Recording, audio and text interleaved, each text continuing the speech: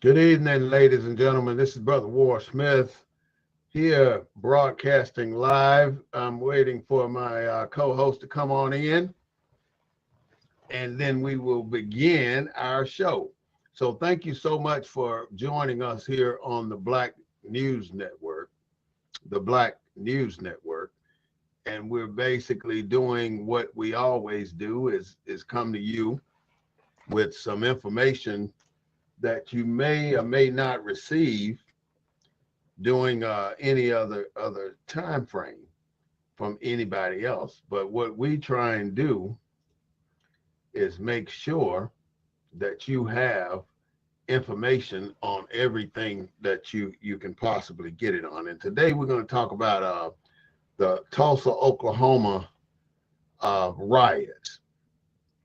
And it's going to be on both platforms. So I don't know how I'm going to do it, but we're going to make it work some kind of way. And hopefully, either way we do it, it's going to be just good and peachy. So without further ado, give me 1 second to make some minor adjustments here, and then I'll be right back.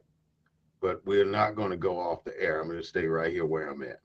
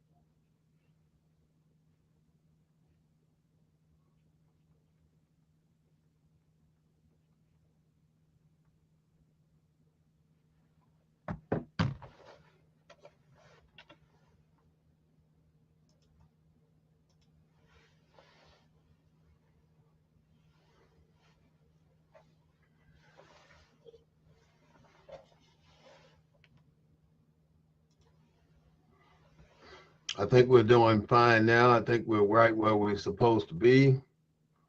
I can't seem to get this other system up and running. So today, after we do our show, we're going to come back over here and see how we can get it working. Okay, it might be a good thing going on right here. I just saw him click in. So let's see if we can get a video of Claude over here on this new platform. Claude, I can see you. Can you hear me? Oh, perfect, man. This is just where I wanted to be. I can hear you great. So I'm going to turn the other one off, and we're going to continue with where we are now. You hear me, right? All right. I can hear you loud and clear, brother. All right. Rather than what happened here? Did I hit the wrong damn button? Oh, my goodness. I think I did. Oh, okay. All right. I thought I hit the wrong button or something. You can still hear me, right? Oh, loud and clear. Yeah. Okay. And then this is the new program. Okay. Damn, I did it again. I guess I got to stay where it's at, leave it like it is, and let it go where it's going. All right. So first of all, I'm going to say that we're here today to talk about the Black riots, or the Tulsa, Oklahoma riots. Is that correct, right? That's what we decided last week, and you wanted to pursue that arena. So I did some research on it, and hopefully we're going to be fine with the information. But before I want to go into the show, I basically need to step up for 1 second. So Claude, you got any intro you want to say, but while I get up and do what I need to do right quick? Okay. No, I just want to talk about the show. I think it's this whole Tulsa race riots and all the riots that occurred around the country makes me think about Black skin and Black people in particular in this country, and our position in this country. Has it radically changed since that period? I mean, do we have any more value than we had back then? So it's really got me to thinking about our status here in America. in terms of equality, in terms of whether or not we will ever be viewed as an equal subject of America. And so that's why I wanted to talk about this subject, because I think unless you know where you're coming from, you're not going to know where you're going. And I think it's irrelevant. In fact, I was looking at I don't know whether or not you ever read the book Without Sanctuary. And I've heard of the book. I don't know if I read it or not. It's about lynchings. It's about lynchings in America, along What's with the name of it? Oh, Without Sanctuary. Without Sanctuary.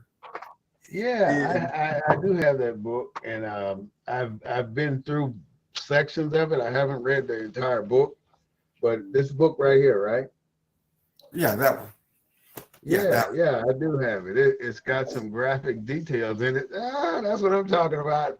Like minds. And and it got me to thinking about it, not just so much about what happened to us, but the people that perpetrated that upon us.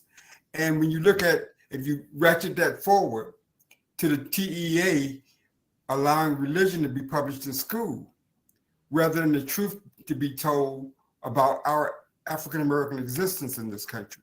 Because I mean, you don't learn what's in this book Without Sanctuary in public education. They dare not teach that. Right. So what they want to do is introduce religion as if that would somehow cleanse America's soul in terms of how it educates.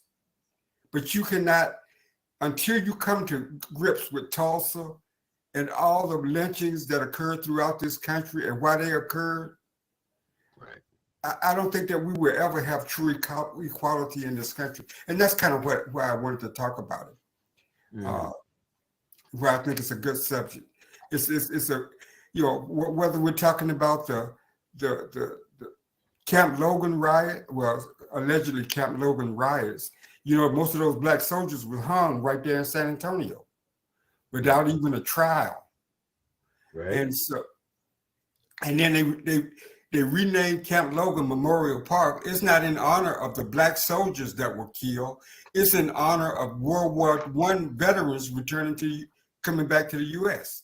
So, right. So it doesn't even acknowledge our humanity in death. And it goes back to this whole perception of equality and blackness in our status in this country to this day. Because not only will they acknowledge the past, you can't even get justice for actions in the past. And one of the biggest riots that occurred, massacres that occurred, was right there in Ellisville, Mississippi.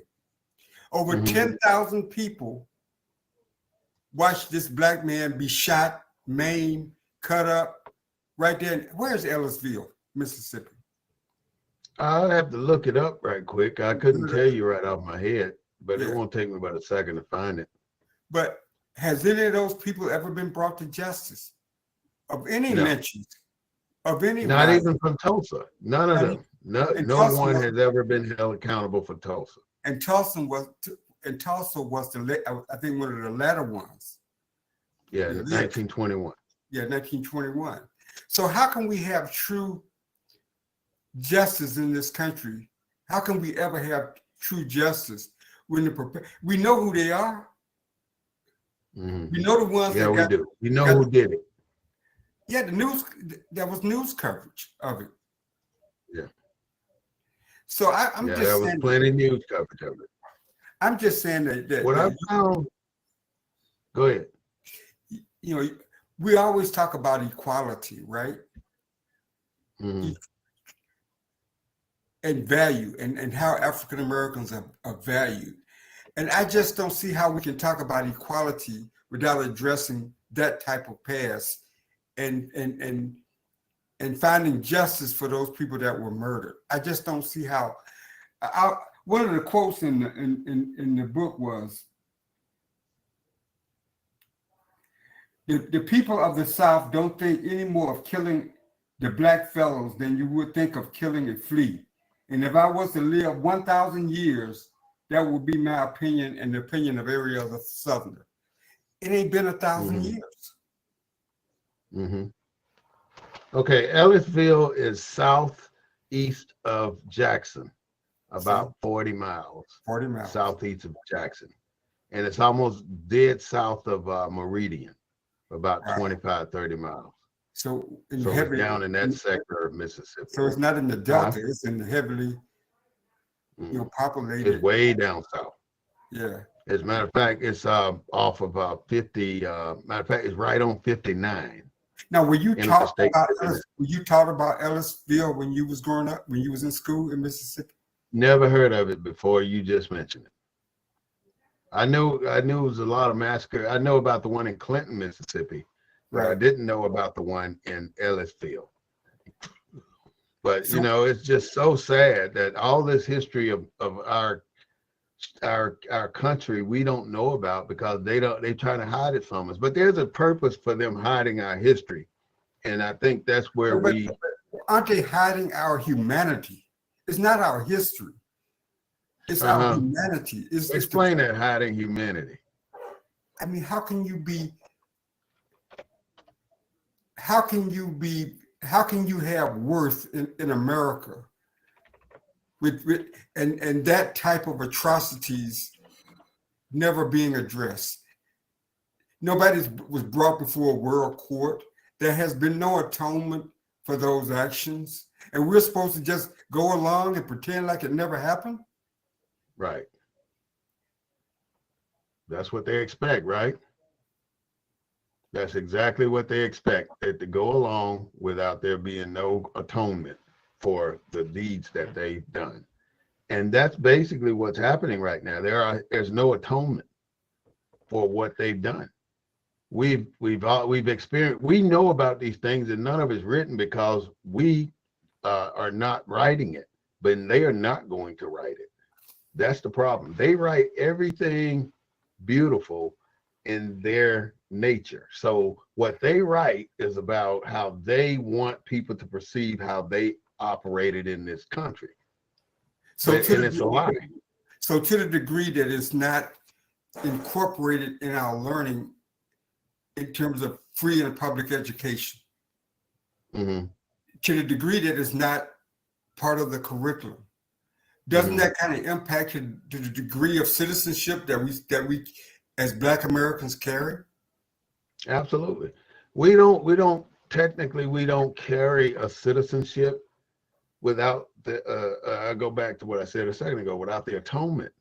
That if we don't ever face to the reality of what has happened here in America, we will never ever face the equality or better that we believe is entitled to us. And we're not going to face that because we're in denial ourselves of who we are and where we came from. And as long as we can't face our own reality, then how are we going to hold them to facing theirs? We can't say nothing until we face our own.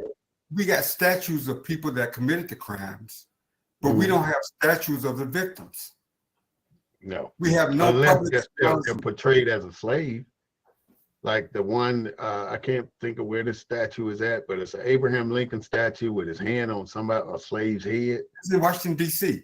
It's kind of hidden. It's not on the main mall. And it's like the slave kneeling down at it was kind of controversial when it was built. It's a sad depiction of who we are. And it tells America that we're going to keep these people in that position. And then when they hide stuff like the Liberty, what is that? The Statue of Liberty, where it was a Black person given to America by France, and then they turn it into a white person. All this whitewashing of shit. It's a purpose behind all of this, Claude. And when you know the purpose, you'll become a threat to America. Because I think you and I know the threat, and the threat in my mind is us knowing that the land is ours. And the one thing they don't want us to prove or show America is that this land is ours. We were here before they were. And that's the worst secret that can get out right now, is that us knowing that this is our land. And they will never, ever let this land go, even though they took every damn inch of it. They will never let it go. But let me go ahead and open up the show right quick. We got into our discussion, and we're gonna stay on this time. I'm gonna just say what I have to say. I would say, like, welcome to the Black News Network. This is the real voice of Black USA, broadcasting live on a Sunday afternoon at 3:30 p.m. We come back again on Wednesday at 6:30 with a prelude to what our following Sunday show is going to be. I mean, you can always support the Black News Network by cash apping us at $Smith, WAR. And I ask you to take a note at what we do for a living. Our living is to bring you the knowledge that we want you to know about our culture. Also, I would like to promote my book, Leave the Dirt in the Cotton Field. It's available for you at Amazon, or you can contact me at 210-872-2261, and I will send you a copy. The hard cutback copies are $35 and the paperbacks are $25. So if you'd like a book, let me know. And that's something I want to start doing. And if you want to advertise something, Claude, you're sure welcome to it. And we need to promote ourselves, and we need to ask our listeners to help support us do what we do. Exactly. I mean, we're publicists, we're authors, we're lecturers, and we're community activists. That's what we do. So without further ado, this is the Black News Network, and we ask you all to listen in and learn something good today. So with that, moving right along, we're talking about the Tulsa, Oklahoma riots, and we're talking about the status of Black America, not Haitian Americans, not Jamaican Americans, not Africans from Africa coming to America. We're talking about descendants of slaves here in America who were here all along, but nobody wants to admit it. But it's the truth, and if we really wanted to know the research, we can find that out, especially if we try and reconnect to our ancestors. Why do you think they had to sever our connection to our ancestors to a degree where we would never want to go back and retie those damn veins? What's so bad about us knowing where we came from? What's so detrimental to this country about us knowing where we came from? And that is the question, the number one question every Black person that's a descendant of a slave need to be asking. Why won't they allow me or assist me in knowing where I came from? They don't want us to know that. They definitely don't want us to know the executive will of Abraham Lincoln, which gives us even a more connection to our ancestry. But we won't know this because our people are the ones in denial. And we keep wanting to blame the white man for what we don't do. We have to do something eventually in order to make ourselves the people that we need to be. And we're not going to get there blaming everybody else except for ourselves. That's where I'm at right now. The Tulsa, Oklahoma riot was a farce. And I do have the entire history of what happened. I even went back as far as how did Tulsa Black Wall Street get its start? I mean, Booker T. Washington named it the Black Wall Street for colored people or for Negroes. And he did this prior to 1921, several years before 1921. And you wonder why it was set up like that, why it was a country, why it was a city within a city. All Black people in Tulsa had to move to the north side. All the white people took over the rest of the city, but all the Black people were on the northern edge of Tulsa, Oklahoma, and they could not shop in Tulsa. They could not go downtown and go in any store and buy a single thing. They couldn't buy groceries. They couldn't buy nothing in Tulsa. So they developed their own stuff.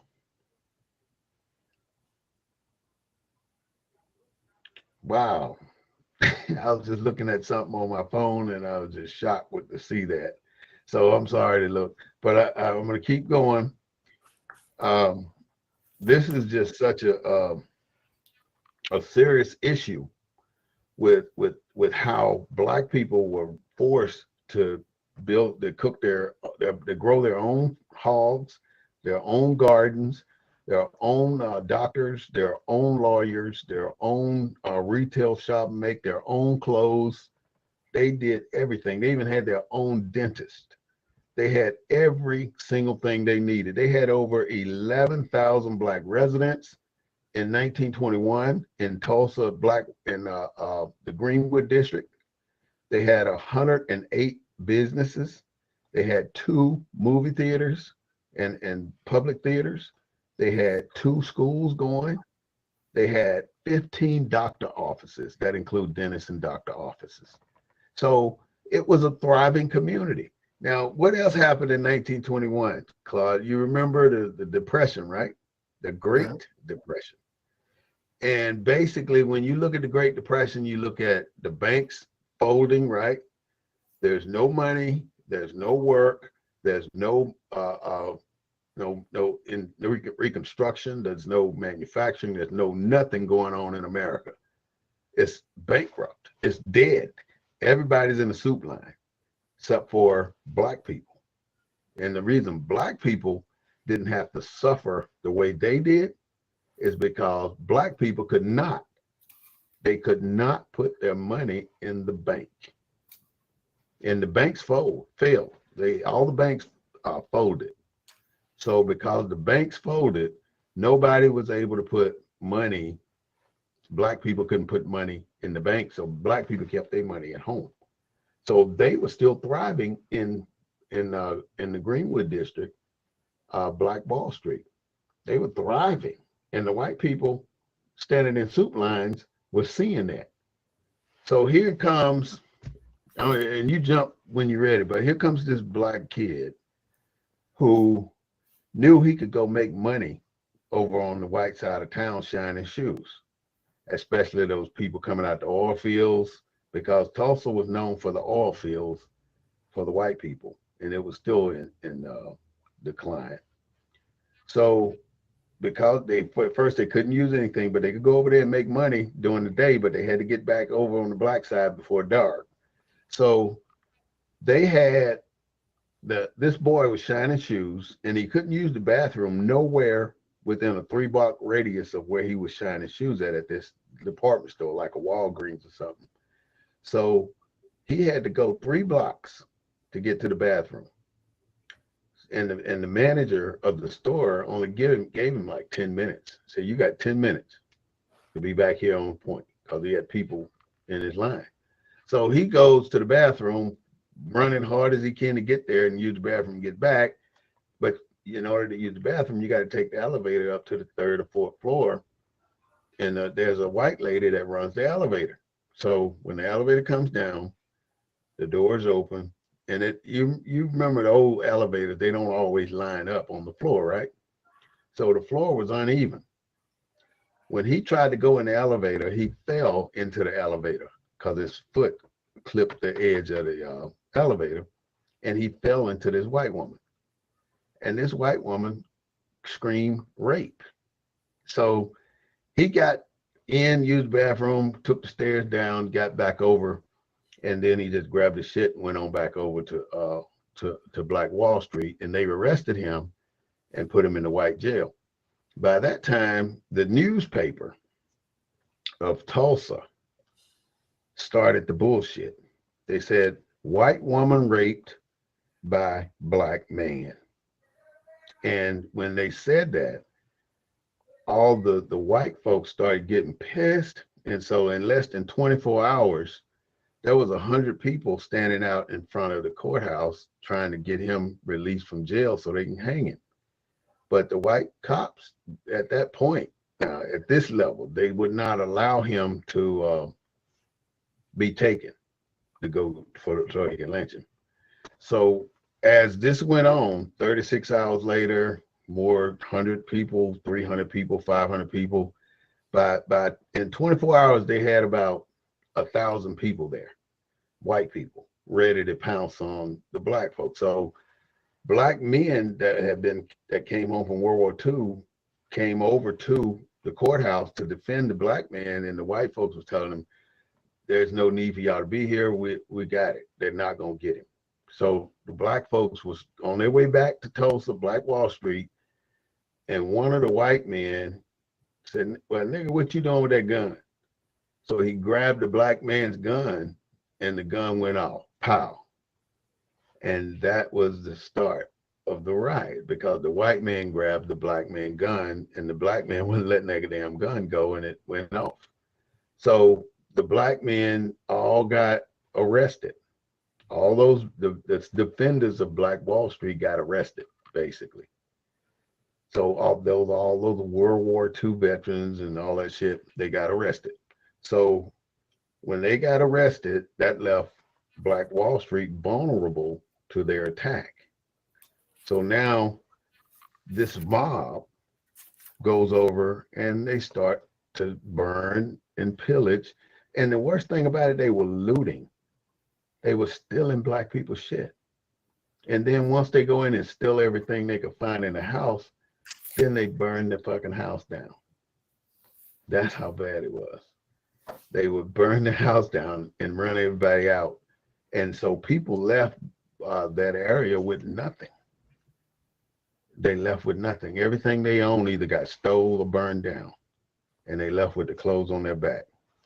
So they burned 36 square blocks. 36 square blocks in Black Wall Street. They invaded, they looted, and they torched all these damn family homes. That's pretty sad. And that's the story in a nutshell. There's more to it, and I'll talk about that as we go on, but go ahead. I mean, yeah, I mean, that pretty much, that narrative is pretty much the narrative as I understand it. But, you know, one of the takeaways, not just looking at Tulsa, but all the lynchings and the riots involve a white woman. All over the country. You know, and I don't know whether it was the value that white women had in the white community, or was it the lack of humanity that black people had that caused such response. You know what I'm saying? I mean, because America had to define us when we got into this country. I mean, in the terms of defining who we were. Because how else could you know, most of the Southern whites, most of the Southerners basically said we weren't human. We had no humanity. So was it the lack of that humanity that made association with white folks more egregious than what it would be if we had been viewed as having any kind of humanity at all? I mean, did that necessitate the anger? And if it's our lack of humanity in terms of our wholeness, that's why we can't get reparations to this day. Because reparations would acknowledge our humanity. Yeah. And you had many Tulsa riots.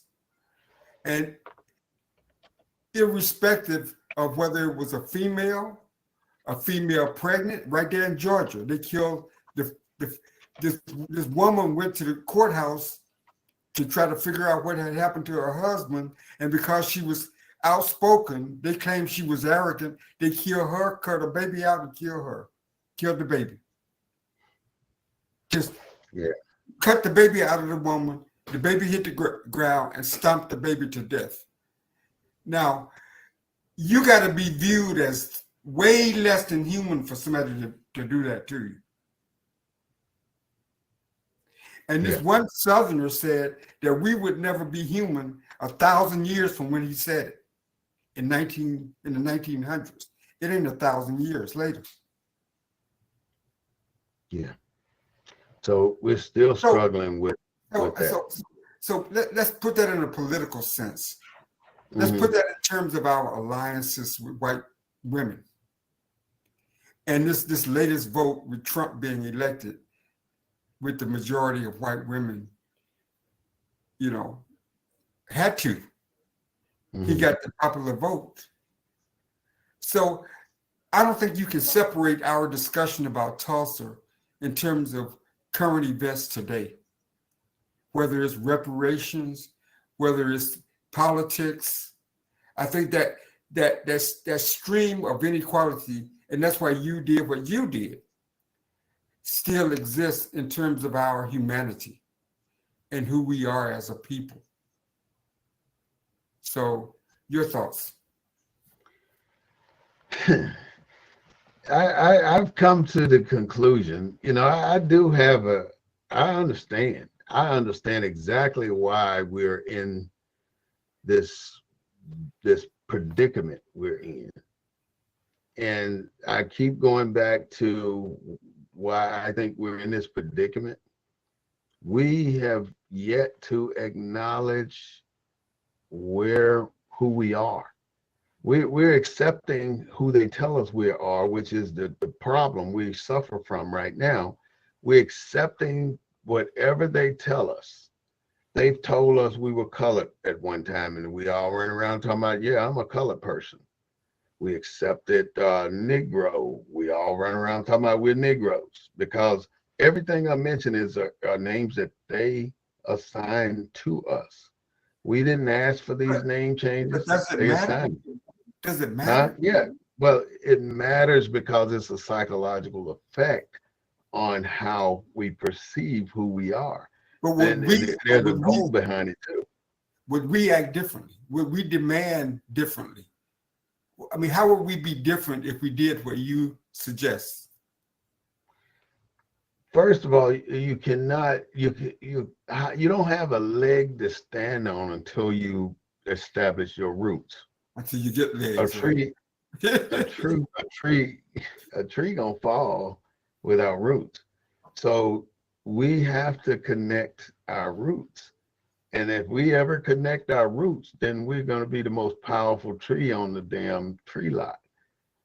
And the key for them is to deny us the connectivity to our roots, which gives them the opportunity to dig theirs in deeper. And that's exactly what's happening. We can't trace our history back more than 100 years. Every single white person can go all the way back to the 16th, 14th, the 13th century and talk about, even the Mexicans can do it. Even the Jamaicans can do it. Even the Haitians can do it. Huh? But brother, we're talking about something different in America. No, we're not. What's different? Whiteness is an American construct. Whiteness is not something that's an American construct. Remember, initially, people were Italian, they were Irish, they were whatever. They didn't become. The whiteness is an American construct that excludes Black people or any other person of color. Can never be white. I don't care how much we won't try to be. I don't care how much money we obtain. I don't care whether it's living in Tulsa or living in Ellisville. I mean, I can break this down real quick. Okay, go ahead. I'm just saying that. What does the Bible say? What's the first thing in the Bible you see? From darkness, right? Okay. To light. From darkness to light. But what does taking the actions that you took, how does that alter America and its construct? It can only do it if the multitude of us do it. I mean, we're doing it one at a time, which doesn't make a difference in anything. The only time it's going to make a difference when you get massive people making a movement. Like, let's say George Floyd got killed, right? If 10 people at protest, shit would have been status quo, no worry about anything, just like all these other Black people that got killed. Not a whole big deal about it. But when George Floyd was killed, there was a massive movement. Everybody jumped on the bandwagon.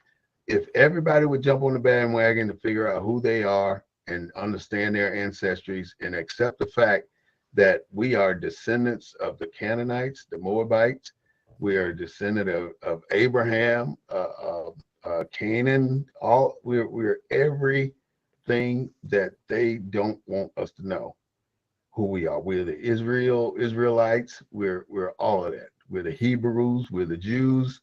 We possess this foundation that it's been hidden from us, and we won't accept the fact that this is who we are. We think we're Negroes, we're African Americans, colored, black. We think we all of these stuff that the white man named us, but we won't accept the fact of who we really are. We'd rather have what they say we are. But what I'm saying is, we're not. America calls us African, or we call ourselves African American, but we're from different countries in Africa. We're not all from the same country in Africa. We're a whole new species. We ain't got shit to do with Africa, the continent of Africa. What I'm saying is, the slaves that were brought here were not from one country in Africa. They were from multiple countries. But all the slaves were not brought. They were already here. Well, that's what we failed to realize. We were already here. But there's no recognition of that individual humanity. What do you mean? I don't understand that. If I'm from Kenya, I'm not recognized as being from Kenya as a slave, or if I'm from. That's what I say. We're a whole new species. We're a whole new species. This book here is called The Indian Giver. This book tells you the journey of the people coming from Africa, and it's only a few boatloads, but there were tens of millions of people already here on the continent, from Canada all the way down to Venezuela. Yeah, but you're going beyond the construct of American apartheid slavery existence. You're going beyond the political structure of America. Why would you stay in constraints of what they want you to stay in constraints of? They don't want you to go outside of that because they got you. As long as they keep you in this boundary, they got you. So if you go outside of that constraint, what you're acknowledging is you will never obtain the status of whiteness. There's no status of whiteness. Yes, there is. This is a prestige. It's a perceived status. There's no status. That's a perceived status. It's not real. It's something that they have bestowed upon you and that we have perpetuated for no reason at all. We have no reason to believe that there's a status for white. We make it right. We make it right because they beat the shit out of us to make us accept it. When they talk about voting, let's stick to the political construct. They don't say the Irish voted for Trump or the English voted for Trump. They said Trump got the white vote. So whiteness. Who defined that though? But who defined it? So if you got a whiteness, you also got who defined the whiteness? The people that said it. The white man did. The black people didn't define that as being whiteness. The white man defined his own. He who writes the history sells the history. We don't write the history, so we ain't selling it. If we were writing it, we could sell it. Well, you're saying that if we write it based on and go your direction, we're still not writing it. But we don't. If it was going in our direction, things would be totally different. But nothing's going in our direction because we are not showing a formidable front. We're no enemy. We're no challenge for the American systems. If you want to run your household a certain way, the neighbors can't come and tell you how to run your household. And that's the same principle that applies here. America, the white Americans want to run their neighborhood or their household the way they want to run it. And if it was equal across the board, there would not be 46 white senators in the Senate seats right now. There would be about 20, 25. This is what I'm saying. The white America treated the indentured servant differently than they treated the black slave, right? Because they didn't want the indentured servants building coalitions with the black slave. Right. right? So so they didn't. He wasn't fully. The indentured servant was partial whiteness, not fully whiteness, but partial. Mm-hmm. Right? There were black people who were indentured servants too. Oh, I don't know of any black people that were indentured servants. White people, black people, everybody could be an indentured servant depending on where you were found or where you came into that. You can ask to be an indentured servant because you wanted to buy your freedom with no debts. When you walk off for indentured servitude in 7 years, you are clear of all debts. But if you had gotten married while you was an indentured servant and y'all had a baby between that wedlock, then that wedlock and that woman cannot walk off the plantation with you when your 7 years are up because they belong to the plantation owner, even though it's your wife. So it's a big deal. When you talk indentured servant, that's just a nice name to say you're a legalized slave. The same damn thing. It ain't no, only difference is you get better food, better damn living quarters, but you're still a damn slave. And you cannot take your family if you desire to leave. So it was always a catch-22, no matter what the hell they classified you as. What it boils down to me though, my brother Claude, is that we're in, it's almost like they say, when you're in Rome, you act like the Romans. So all of our thing is we try to act like the Romans. And we're trying our damnedest to assimilate into white culture when this ain't our culture. Our culture is surrounded, is closer to what's happening in New Orleans than anywhere else in the country. That's our culture. And it's still the way it's supposed to be. Like the Black Indians there, these are the same Indians that they march on the Trail of Tears. See, the Trail of Tears, everybody think the Trail of Tears led from Oklahoma to Florida. The Trail of Tears led from Florida to Oklahoma. They marched people to the slaves, the Indians, and the slaves from Florida to Oklahoma. And Oklahoma has always been the largest accumulation of blacks and Indians in the country. And that was supposed to be the first black state, but somehow it didn't happen. I don't know what stopped it, but it did not happen. The guy who was doing the shoe shining in Tulsa, his name is Dick Rowland. And the lady who operated the elevator was Sarah Page. But you know, Sarah Page chose not to prosecute. She would not file charges against Dick Rowland because technically she know she was wrong for screaming rape. That's why he never went to jail. He eventually left Tulsa and never to be heard from again. The Tulsa Tribune is the name of the paper who said that he did all this here. He had raped a white woman. Now, the papers of the time made no shame in advertising these events and publicizing these events, whether it was the lynchings or the Tulsa riots or the situation. Because the reason why so many people attended, you know, there wasn't no TV back then. There wasn't no radio in the homes. People got that message from newspapers. And so, hey, go ahead. I gotta take this. This is my wife. She's in the hospital. Okay. Hold on. The reason why so many people attended was because that the newspapers covered the events.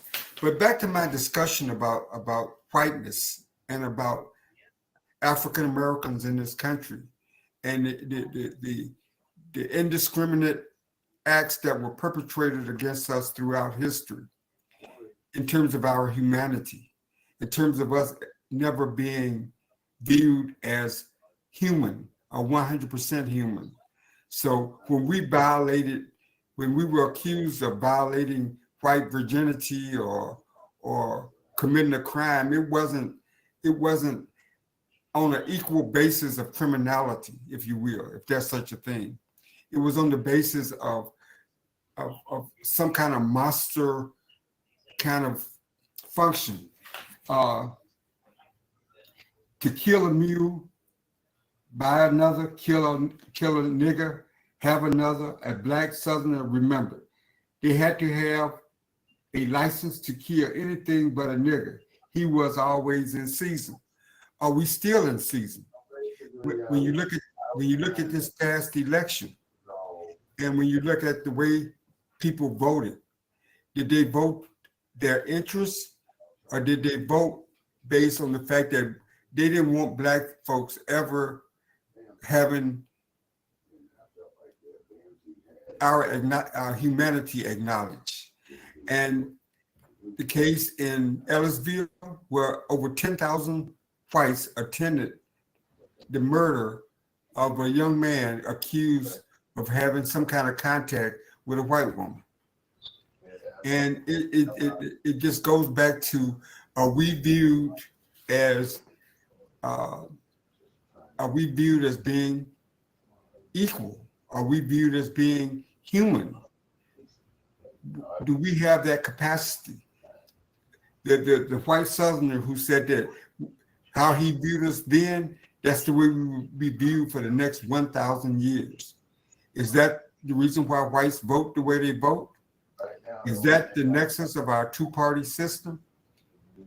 And that we're just used by one party for our votes and not for our value? Is that why we can't get reparations passed? Is that why we can't get legislation passed specifically for us? I remember when they was passing the 13th, 14th, and 15th Amendment, and they included other than us because it would be political suicide to pass legislation just for black people. So are we still there today? And is that why it's a difficulty?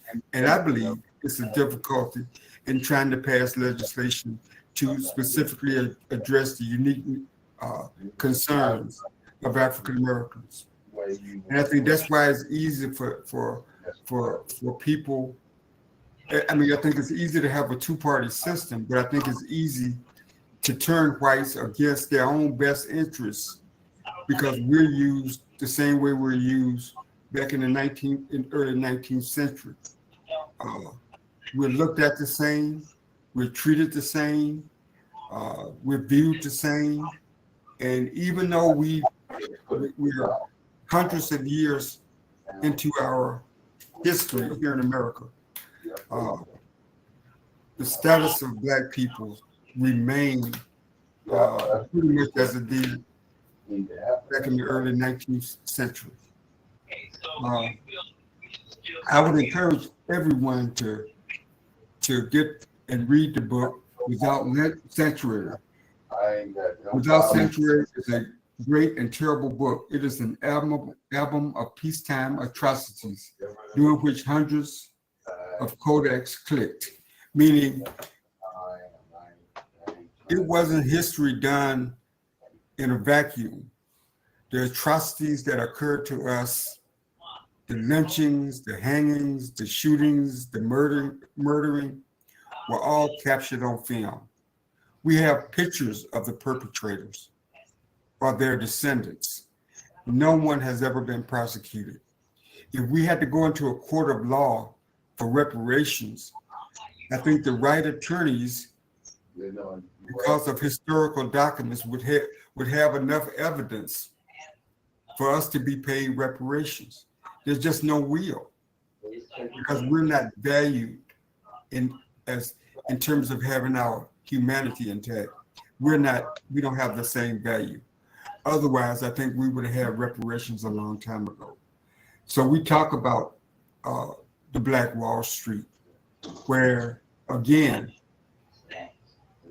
America's whiteness was put on stage because America's whiteness was perceived to be violated by a young man that accidentally bumped into a white woman and going to use a bathroom that he could use nowhere else in the city of Tulsa. And because of that circumstance, a whole community was burned to the ground. which I believe, history. I think that if the situation in Tulsa was as it was, I don't think that incident would have precluded some other incident from happening, because no people can walk on eggshells. And if you're in a city, a similar situation would occur, and that wasn't the reason that white folks burnt down Tulsa.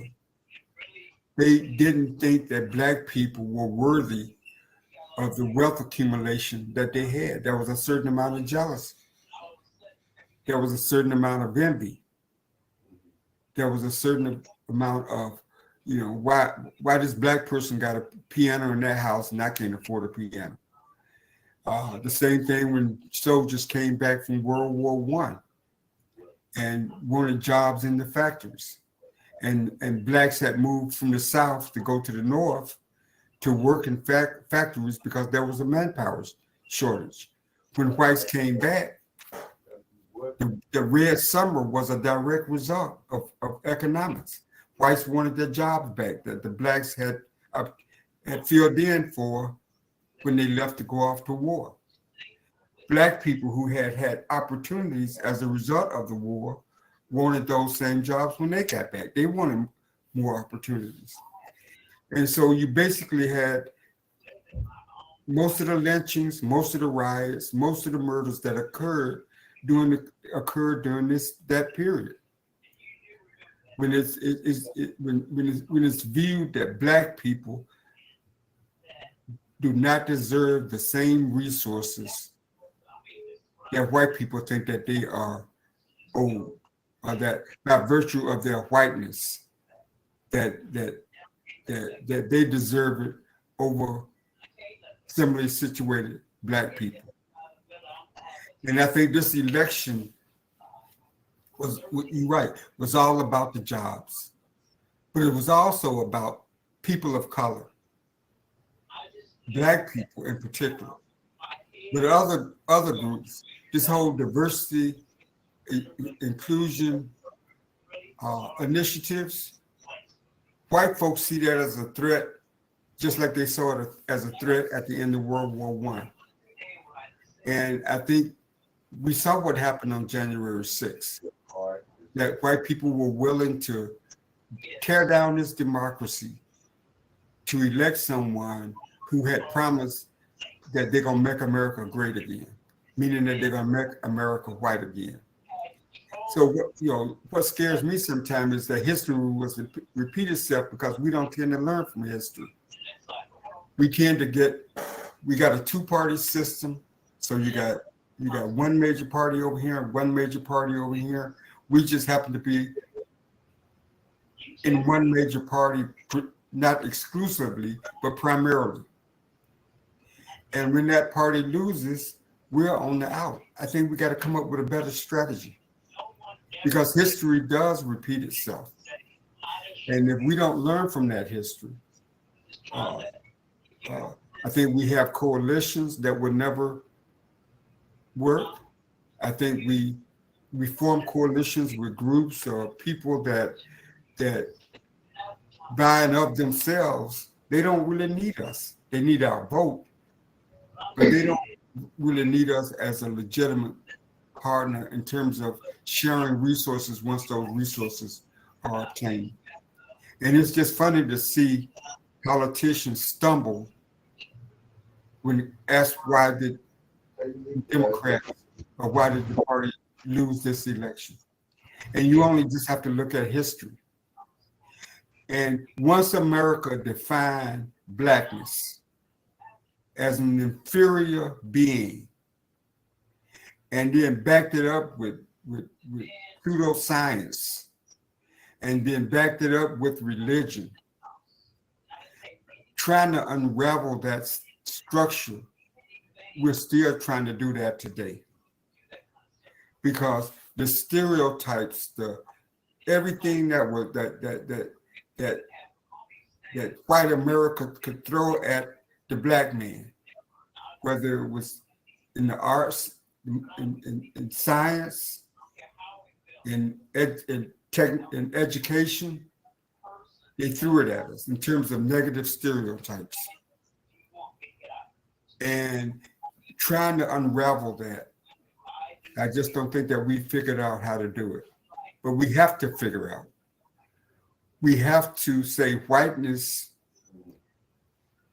that America does not mean whiteness. That America, that the African American slave that helped build this country is entitled to this, is entitled to everything that this country has to offer when it comes to opportunity, when it comes to education, when it comes to equality, has every right to self-determination, regardless of skin color. But that is not the America that we currently live in. That's the America that we're striving for, but we're not there yet. And so talking about Tulsa, talking about the lynchings of the past, makes us confront the realities of today. Because you can't move on from that kind of past. You can't say it's in the past, because it's not in the past. It's also in the present. And we have never dealt with the present or the past. And it's a shame that our public education system, can you imagine them having as a textbook in the classroom? Explain this. Explain, don't worry about wokeness. Explain whiteness. Because this is what whiteness did. This is what whiteness did. And whiteness has never been put on trial. Black people are constantly put on trial, but whiteness has never been put on trial. And I think if whiteness was put on trial, whiteness would be found guilty of crimes against humanity, specifically crimes against Black folks, but there are others as well. And there has to be a consequence of a conviction. Is reparations part of what they should pay? Reparations to Black folks and Black families? I think it should be a consideration. I don't think we need another study. I think we need to pass legislation because whites have never been found guilty of using their whiteness to keep half of their citizenship as near slavery for hundreds of years as white America has done in this country. So this is the Black News Network, and we're talking about the Tulsa race riots, but we've gotten into a broader discussion about whiteness, about reparations, about other structures that we need to develop to restore Black humanity. Because we keep dealing with the symptoms, but we never deal with we never address a cure. And I think part of that process is reparations and an acknowledgement of Black self-worth, an acknowledgement of Black value. I think if we can spend millions and millions and billions of dollars on national defense, that the money is there to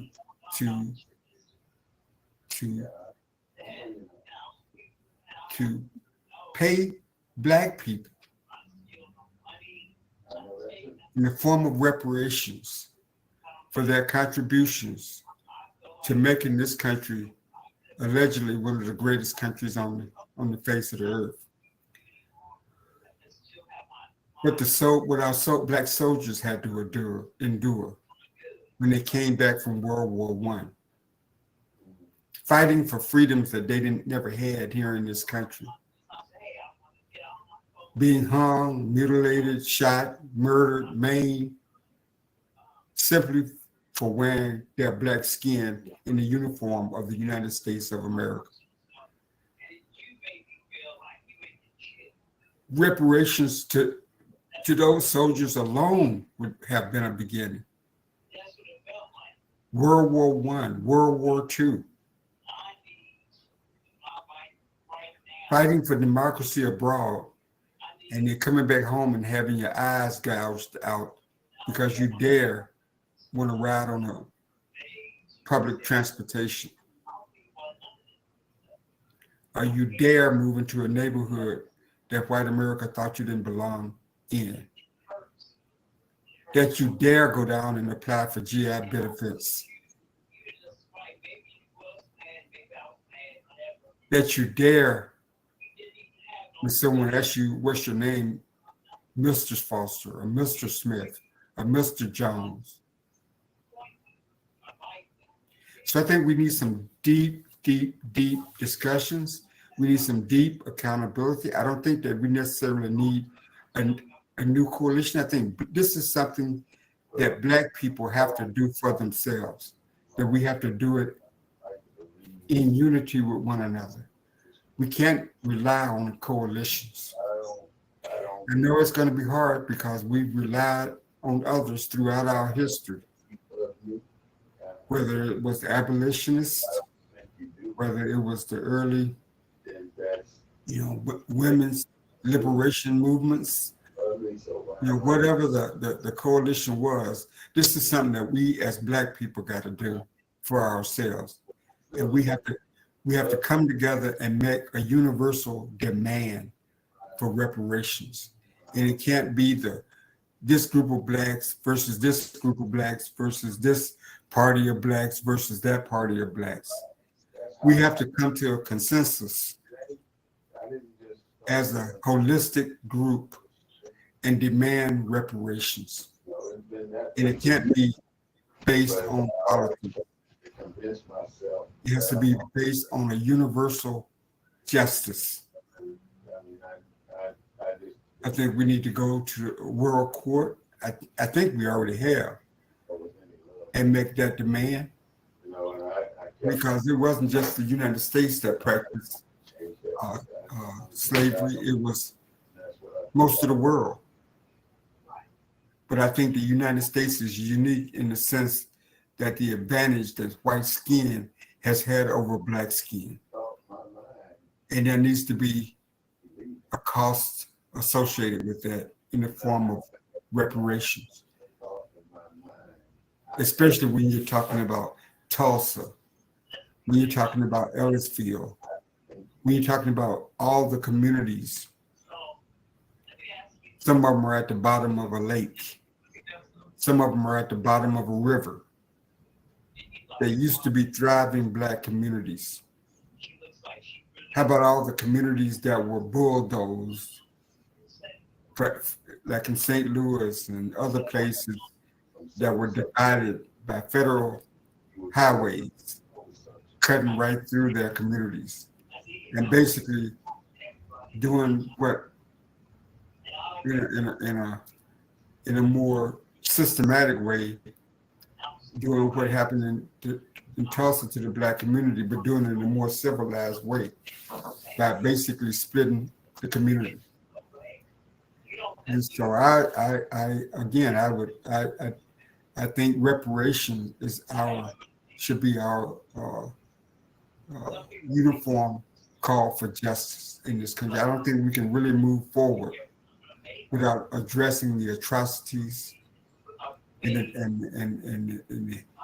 that occurred in the past, like Tulsa. And it's a shame the family, the last survivors who filed a lawsuit, had their lawsuit denied by the court of Oklahoma, the Supreme Court of Oklahoma. So we're going to rely on a court system in a state from the same from the same DNA that perpetrated the crimes against humanity to be the decider over whether or not people should be paid for that atrocity. You know, that's the American system. And that system does not, it was set up, it's structured, it was set up not to work for us. And so when it comes to justice within a state court, I don't see how we would ever obtain justice depending on that remedy. But that's the structure. That's the racist structure that's set up in America. From the Constitution all the way down to state laws were designed and set up to keep Black people in a certain condition and in a certain place. So if we have any listeners out there, call in and let us know what you think. Let us know about this conversation. But I think that we begin with a uniform demand for reformation. Because I think that will lay the foundation for the equality that comes afterwards. So again, call in, BNN News Network, and let us know what you think. I don't know what we should do. Tulsa race riot. Is she still here? Was not the John Husfield, white woman in Ellisville, Mississippi. 2,000 bullets in his body. Burned him on the spot. 10,000 people watched. Well, East St. Louis, Illinois. Race riots. Longview, Texas. They were not there to think about you. They think about what they Rosewood Massacre. Camp Logan, Houston, Texas. I said that, it starts to Race riots, Omaha, Nebraska, where a person was dragged out of a jail in downtown Omaha, accused of assaulting a white woman and lynched. Race riots in Atlanta, Georgia. Race riots in Chicago, Illinois. Springfield, Illinois. Which, by the way, led to the founding of my previous employer, the NAACP. East St. Louis, Illinois. Kansas City, Missouri. And the list just goes on and on. There was not an area in this country that was not untouched by racial violence in the 1900s or since the founding of this country. Thousands, hundreds of thousands of Black lives lost, murdered. A Black woman in Georgia who protested the arrest and killing of her husband, who was pregnant, was driven to a bridge in Georgia, hung, shot. Her newborn baby was cut out of her body, and one of the participants, male participants, took his boot and I just looked at it and they told me to go home. Pure evil. Pure evil. None of the participants I didn't mind doing have been convicted in any state court that I'm aware of any of these wrongdoings. It's so-called extra justice that Black people were dealt at the hands of so-called law-abiding citizens. Yes, we can't bring the people back, but this country was founded on slavery, on the creation of wealth, and so for a country founded on the backs of human wealth, then reparations systems only redress for America. And Black people, we have to come together and demand and withhold our support from either party. From either party. And that's all I was asking. How did until they pass reparations. Until they allow reparations into the country to be a part of the solution for the atrocities that have occurred in this country. Again, this is the Black News Network. You can support the show by Cash App. If you have any questions, you can call in to the show. We are broadcast on Sundays at 3:30 and Wednesday afternoon. Again, I'm Claude Foster. I'm your co-host, along with the host, Warren Smith-Bey. You can Cash App. You can show your support by Cash App the show at $SmithWar.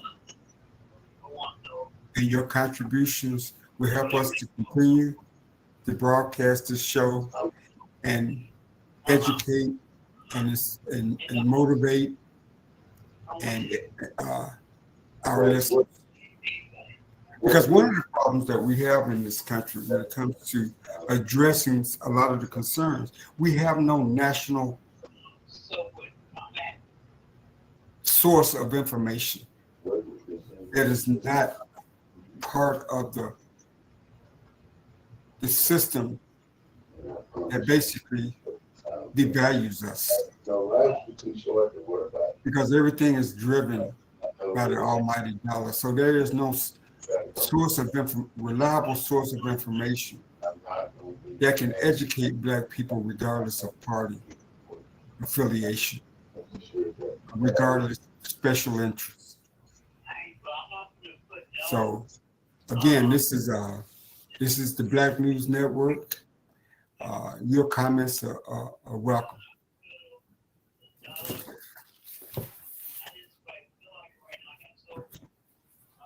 My name is Claude Foster. I'm the co-host of our Sunday show weekly, and we look forward to your participation. We look forward to hearing from you.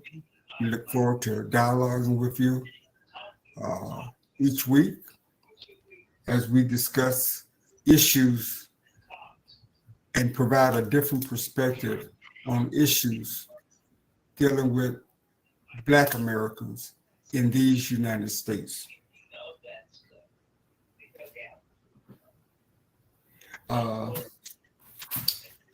Again, the topic of the show today was about the Tulsa riots and how they began and the circumstances. But most of these riots involve a Black man and a white woman. Never a white woman and a Black man, never a Black woman or a Black boy, a white boy. It's always a Black man, whatever the age, whether it was a young child like Emmett Till or a full-grown man, as in the case of Tulsa, allegedly disrespecting a white woman, a white child, a white girl, not even a woman, and how that set off a frenzy and anger in white American men.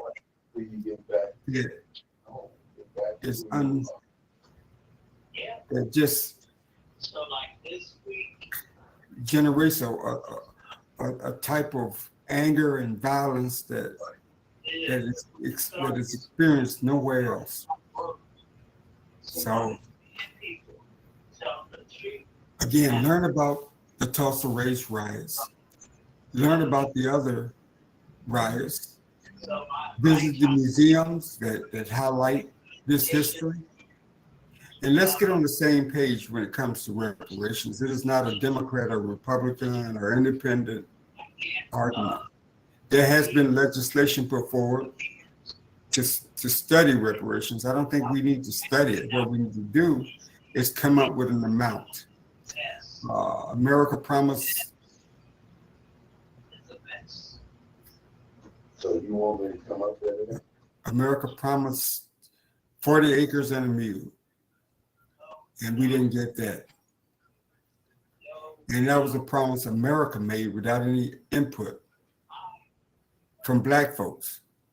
But they saw that as a just compensation for the years of free labor that had existed under slavery. And I'm saying, Black people, we need to demand reparations, and let's work out the number. What is that number? What is that value? How much should the descendants of how much should 41 million Black folks receive? I mean, what's 40 acres and a mule worth today?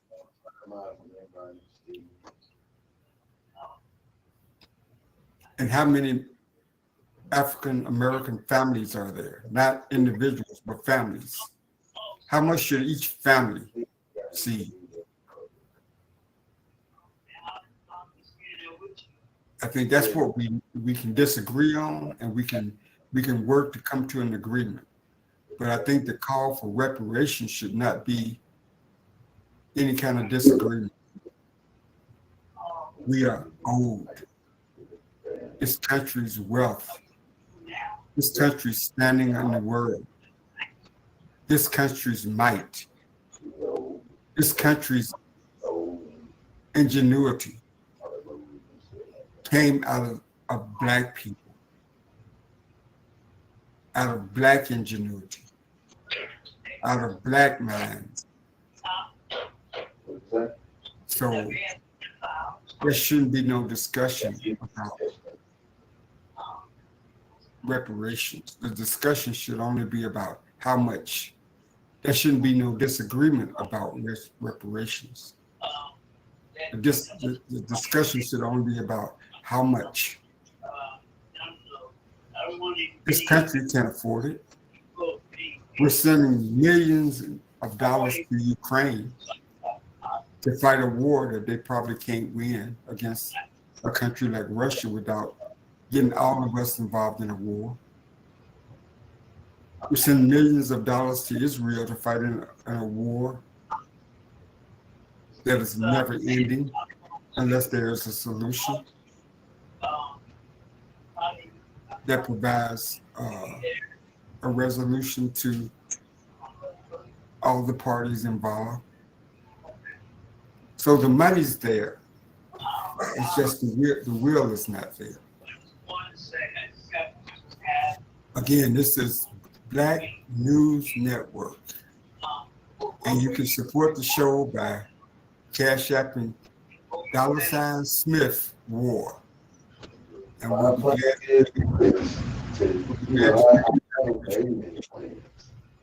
I ain't filing for divorce. I ain't doing nothing. I'm just existing right now. Brother Smith, you're still on the air. But with a relationship with you, I ain't said none of that. The only thing I said is whatever you want to do, I will do to support you in whatever that is.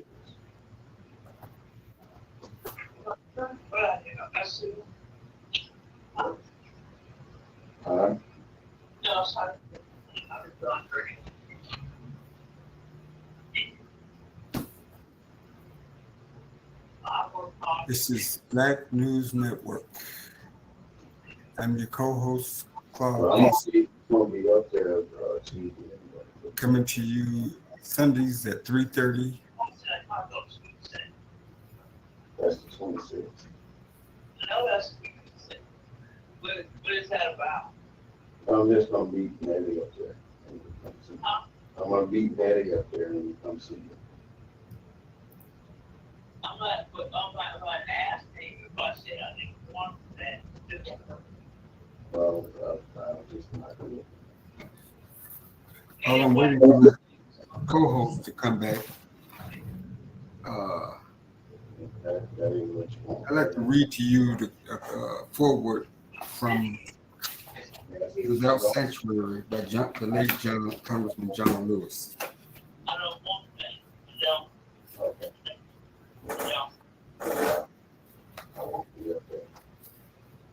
What you gonna bring? Without Sanctuary brings to life one of the darkest and sickest periods in American history. That's what John Lewis said.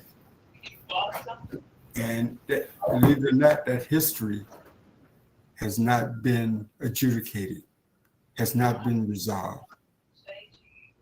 America has not been held accountable for all those lynchings that occurred in this country. Can you imagine if there was a book, and all throughout that book were lynchings of white people, white boys, white men, white women being lynched all around the country? Can you imagine a book like that had white people being lynched? Just close your eyes and imagine that. If there was a book like that. You know, and these are the kinds of books that they want to keep out of our schools. They don't want us to know the truth. Because I think if Black people knew the truth, if we were all educated about the truth, I don't think that there will be any disagreement on how we need to move forward. I don't think that there will be any disagreement about reparations, about the need for reparations. If a ship goes somewhere and brings cargo somewhere, the people expect to be paid. People are owed their just debts. America owes a debt to Black people. We built this country.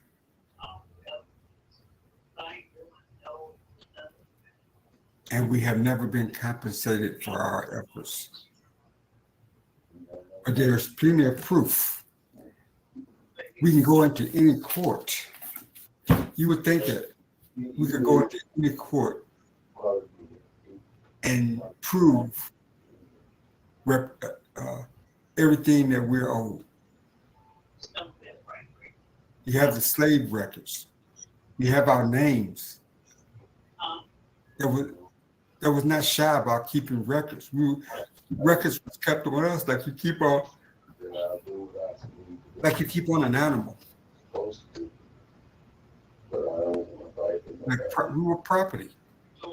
So there's no dispute about what we're owed, or what we should be owed. There shouldn't be no dispute.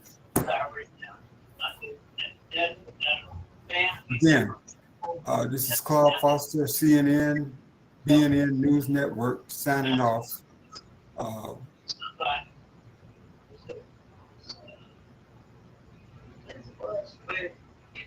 Yeah, that's how I'm going to be.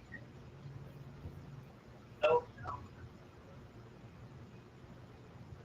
So you want what I'm saying is that that's it. I'm just going to cut that off.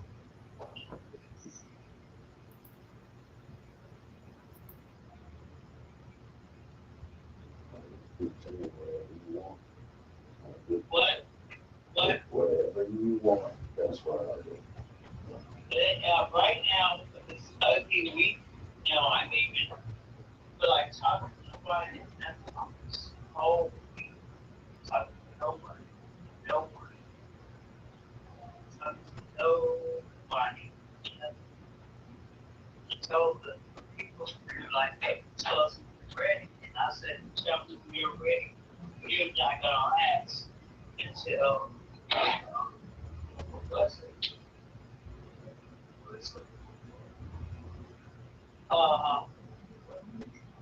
And but I'm just saying I'm not thinking of a number. 50, 80, nothing. This dumb stuff. I understand. your skin.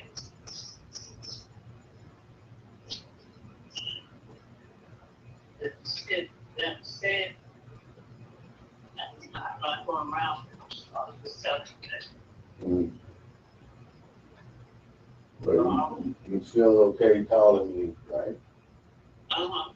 Okay.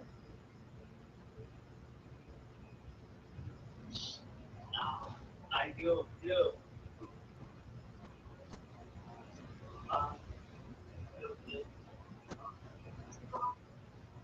The 23rd, wait up to 23rd.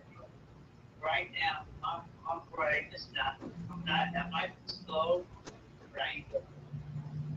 Okay. I ain't done by no means. I will, have a bit of it.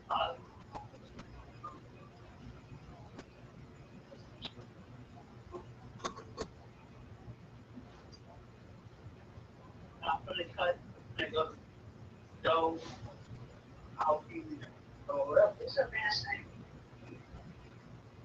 Who's at your house? Steve. Oh.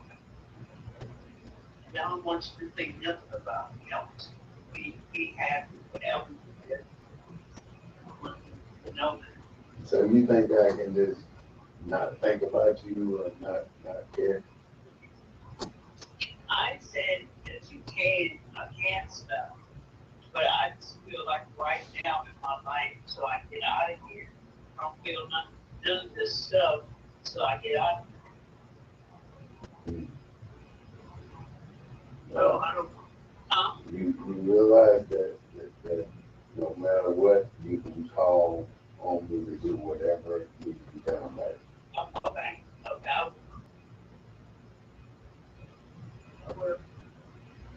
I just don't need to be pumped up around everybody. Because featured patient that like this. That don't change how I feel, and I ain't never changed how I feel. You know, Okay.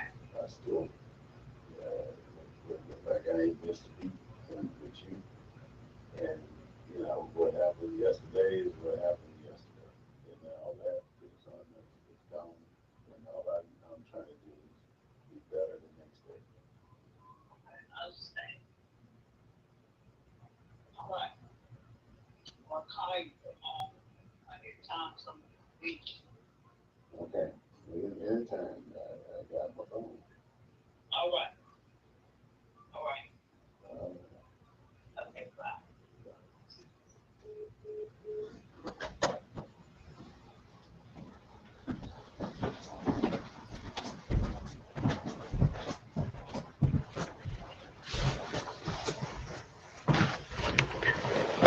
Oh, first of all, I'm sure Claude already took off, but that was a call I really had to take. And I apologize. No, he's still there. Claude, you still there, Claude? I had to come back, man. I'm sorry about that, cutting loose like that, but that was my wife. You got your sound on? Let's see. Because it's still on air, but I can't hear you right now. I just accepted your input. Hello, can you hear me now? Yeah, I can hear you now. Yeah. Yeah, No, I sorry said- about that, man. Did I miss some good stuff? No, your mic was on, and I didn't want people to hear what you were saying.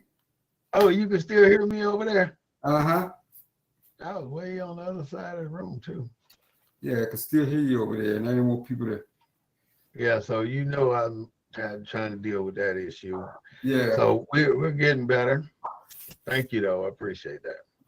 You're getting better. Yeah, she's getting better, too. And I'm trying to get her to realize that them people ain't doing her too much justice.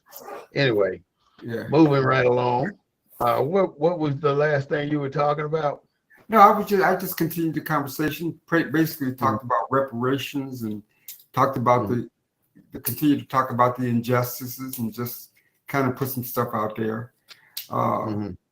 related to that. Mhm. Because I really think the two solutions Mhm. are reparations and the things you talk about. I think those are the two answers. Reparation, Reparation. and getting a better understanding of who we are as a people. I agree, because the reparations, you cannot not understand that you can't work people for 100 years and never pay for the money that they made. And it's billions and trillions of dollars that Well, have like I said, been made. it's not just the money that wasn't made; it's the money that was stolen. What was the gross national product of Tulsa, Oklahoma? I mean, of Greenwood. Mm-hmm. What was I the didn't check value? that. What was the value of Greenwood? Mm-hmm. You know, I didn't check. the homes destroyed, the businesses Right destroyed. now, they value it's a plaque at that cultural center that they created there across from the big church. It's called the Greenwood Cultural Center. Mm-hmm. And right out in front of the Greenwood Cultural Center in Tulsa on Jackson Square is a plaque that shows the amount of money owed to Black Wall Street, which is in the billions of dollars. The worst part about this whole thing is, soon as the ordinance was done, soon as they got through with tearing that place apart, Uh-huh. the city created ordinances to give the white folks the land, and the federal government came back in and blocked it. Mount Zion Baptist Church, Mm-hmm. they tried to burn that down too, and they did. But the only thing was left on Mount Zion Church is the front facade. And if you go down there now, they have the rally every year. You see the front facade, plus you see all the new construction that they built onto the building, onto the front.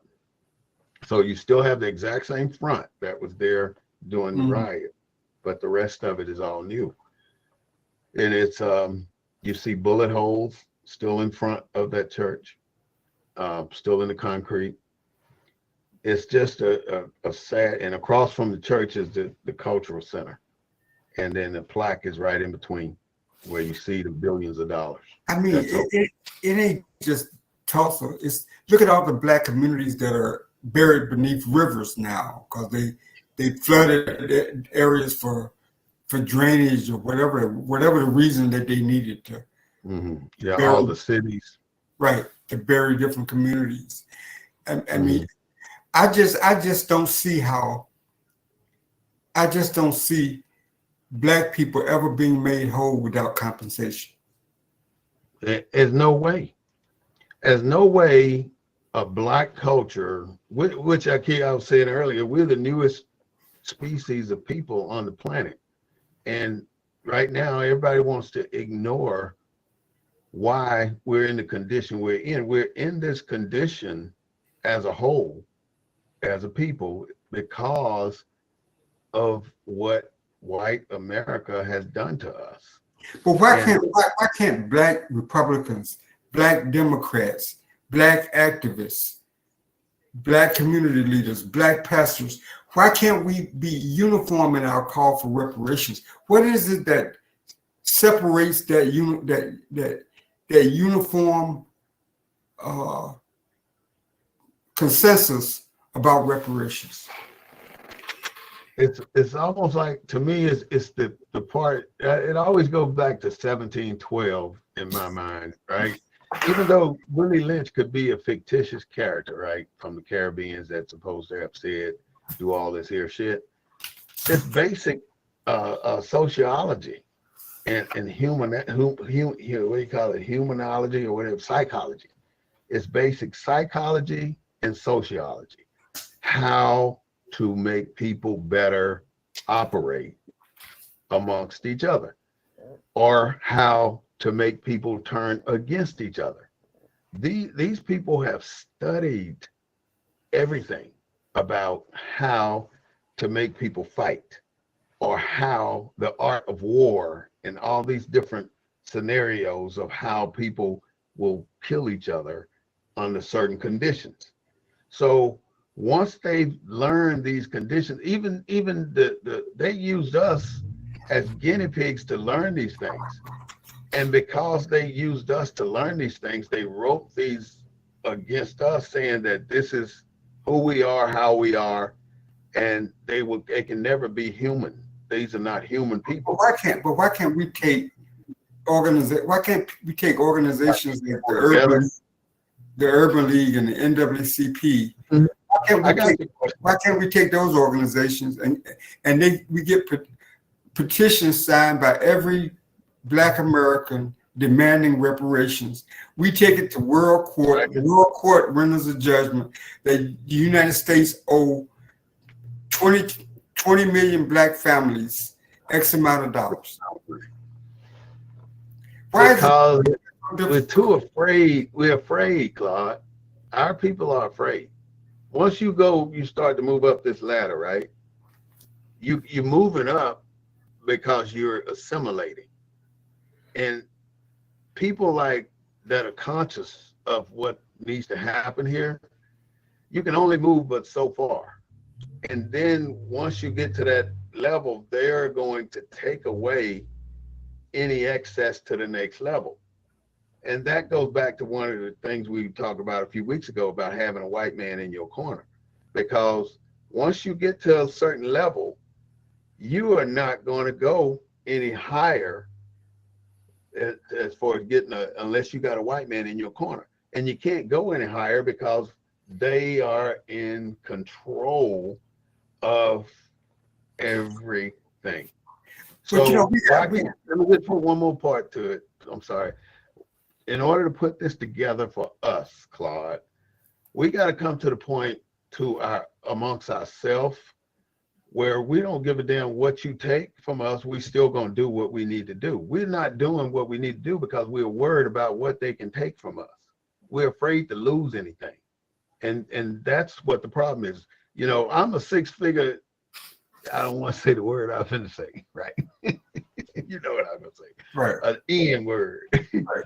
At that point, even during my career, but at no point I lost my dignity or lost who I was or lost my activism side. So when a white man tells me to get, that's a problem for me. I don't give a damn who you are. If you're the liaison to the president or the president himself, you cannot tell me to get, because that's just something I will not accept. I don't care who it's coming from. Even if you can ruin my career or lock me up or do whatever you do, you still can't tell me to get. But here's the thing. Let's take this election, right? Mm-hmm. Trump won, right? Mm-hmm. And he got the Congress and he got the Senate and the House, right? Mm-hmm. And so they don't have no different caucuses arguing with him. Mm-hmm. If the Democrats had won, you got different caucuses within the Democrat Party arguing with each other, right? You got the Hispanic caucus, you got the Asian caucus, you got this caucus. How come the Republicans don't have all them different caucuses? What's the difference in the Republicans and the Democrats? I'm just asking, why does the Democrats have all those different groups and the Republicans don't? The same reason they can't make a decision. They can't draw the line in the sand. These different agencies, these different groups only dilute the water. It makes it easier for them not to do anything because you got a lot of hands in the cookie jar. So with all the hands in the cookie jar, you ain't got to do shit because ain't nobody pulling no cookies out because can't no hands get out because there's too many in there. So that is a strategy that, huh? So how does that benefit us as Black people? It's never going to benefit us because the Democrats and the Republicans are the same people. They're the same people. The caucuses are nothing more than political interest groups attempting to win favor among constituents. Well, I'm saying the Republicans got caucuses, but they don't have like a Black caucus or a Hispanic caucus or Asian caucus. They may have a conservative caucus or whatever, but they don't have all. What are we trying to prove? we're trying to prove that the Democrats are affiliated with the lower end of people, of lower end of society. The Republican don't give a fuck one way or the other. The Democrats are trying to say, well, yeah, we align with you, middle of class America. We align with you, people at the bottom of the well. We align with all of your groups, but we don't give a shit about none of y'all, but we align with y'all. And until y'all, as long as y'all don't ask for shit, we're going to keep doing what we're doing. And that's exactly what they do. And once you hear somebody say they standing up for us, for instance, Black Lives Matter, shit, we felt like we had a new political organization on the move, but we still didn't do shit. Nobody did anything, but these people who created Black Lives Matter got to be filthy fucking rich. Right. And on the money that fools were donating, that for shit that ain't gonna never do shit for the masses of people. There's not one single thing accomplished by Black Lives Matters that benefited the people. Not one thing. Not one fucking thing. But Black Lives Matter was all over the fucking country, but it ain't do not one thing for black people. So how fucked up is that? Just like all these political caucuses. Well, have you heard anything from George Floyd family got all the money? Have you heard from George Floyd family? No. Since they got, why would they say anything? They don't have shit to say. And look, I went to the funeral in Houston. Yeah, I was there. You were there at Family Life? You didn't see us on the bikes? Because they let us in right next to the building. We parked right next to the building with the police over there. Yeah, because Dallas Jones, who was the little short guy, that's my colleague. Really? Yeah. In fact, my church, that was Fountain Life, but Fountain of Praise is right down the street. That's the church I go to. We met a friend up there named Sonny Ewing. She's a bodybuilder, and she was doing a lot of videos around the scene up there. So what did you think of that? What did you think of that service? Well, I thought it was almost like moving cows, because they were running people through. You know, you get in line, you get in there, and you get out, and you can't stay long. So I just didn't like that part. And after we ran through there like that, we just left. Yeah, I was over that congressional delegation. I was hosting them, so I had prime. You know, you was in there the whole time then. The whole time, yeah. But I saw how they was running people in and out. Yeah, I didn't like that. Yeah, I did take a picture or two, you know, when I was there, but I didn't. We didn't stay long. Fact, where you was at, that's the district I worked on council at. That's my Houston has districts A through K, and then 4 at-large seats. And there's a black lawyer firm around there called Miller and something that we always go every year. They do a biker thing, and we'd always come up there and support them. But I haven't been in that. So you're a biker? Oh yeah, right, man. I'm in Houston all the time on my bike. It's been a little while, but that's where me, a couple other guys will ride to all the time. Oh, okay. It's a big biker scene over there that we. Is it? I mean, I'm not in the bikes, but there's a big biker scene here in Houston. Hell yeah, it's big. It is super large. Black biker group? Huh? Are they black? Yeah, all black. Oh, black. Okay. I've been to Houston at least 10, 12 times. I've been going to Galveston for the last 10, 15 years. When they have that big biker thing down there? In November, first week of November. That'd be black. That'd be white. It'd be black too. There's a lot of black folks up there. A lot of black folks. A shitload of black people up there. So what kind they of always on the shoreline. They on down in Galveston on the shoreline. What kind of bike you got? I ride a Road King Harley Davidson. Big boy, about 1,000-pound bike. And I pushed that bike from Atlanta all the way to San Diego. You know, I've been up to Detroit, Michigan, been down to Mexico. On that bike? On that bike. Been to Colorado, Nevada, Arizona, you know, Albuquerque, New Mexico, You're a big I've been time. somewhere everywhere, man. We ride. I've been to LA. How big is your club in San Antonio?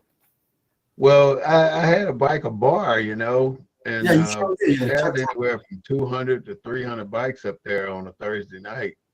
Um, they'd come in and you know, have a good beer.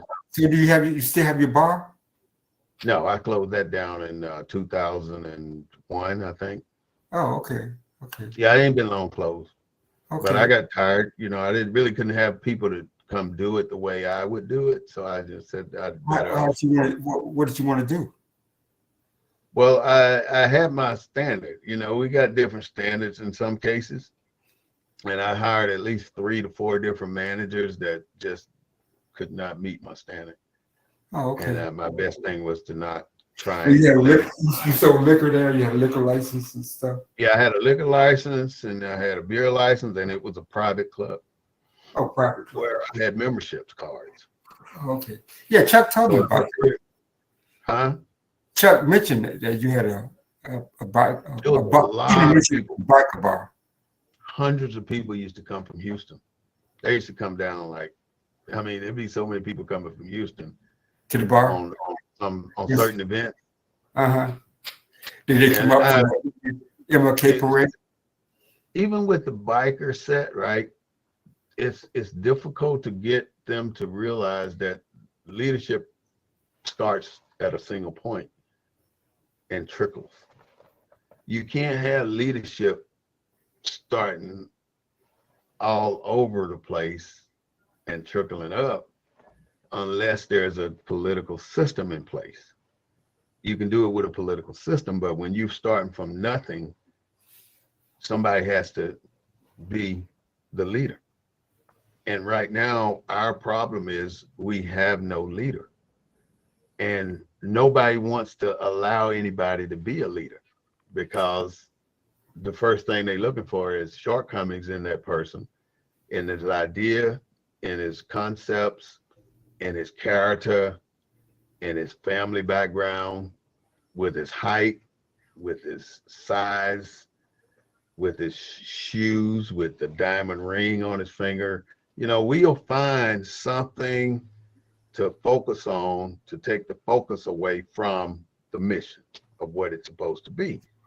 And that's been our, and we're not, this is in our genes.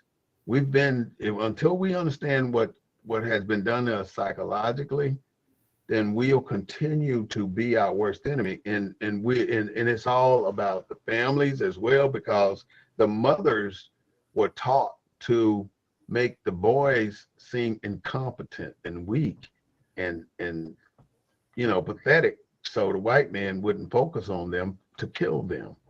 This is how black men survived, because mothers had to depict them as a sorry ass nigga, so to speak.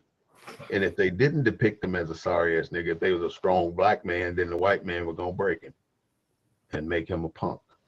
So that strategy, now that it's still going, even though we're not slaves anymore, but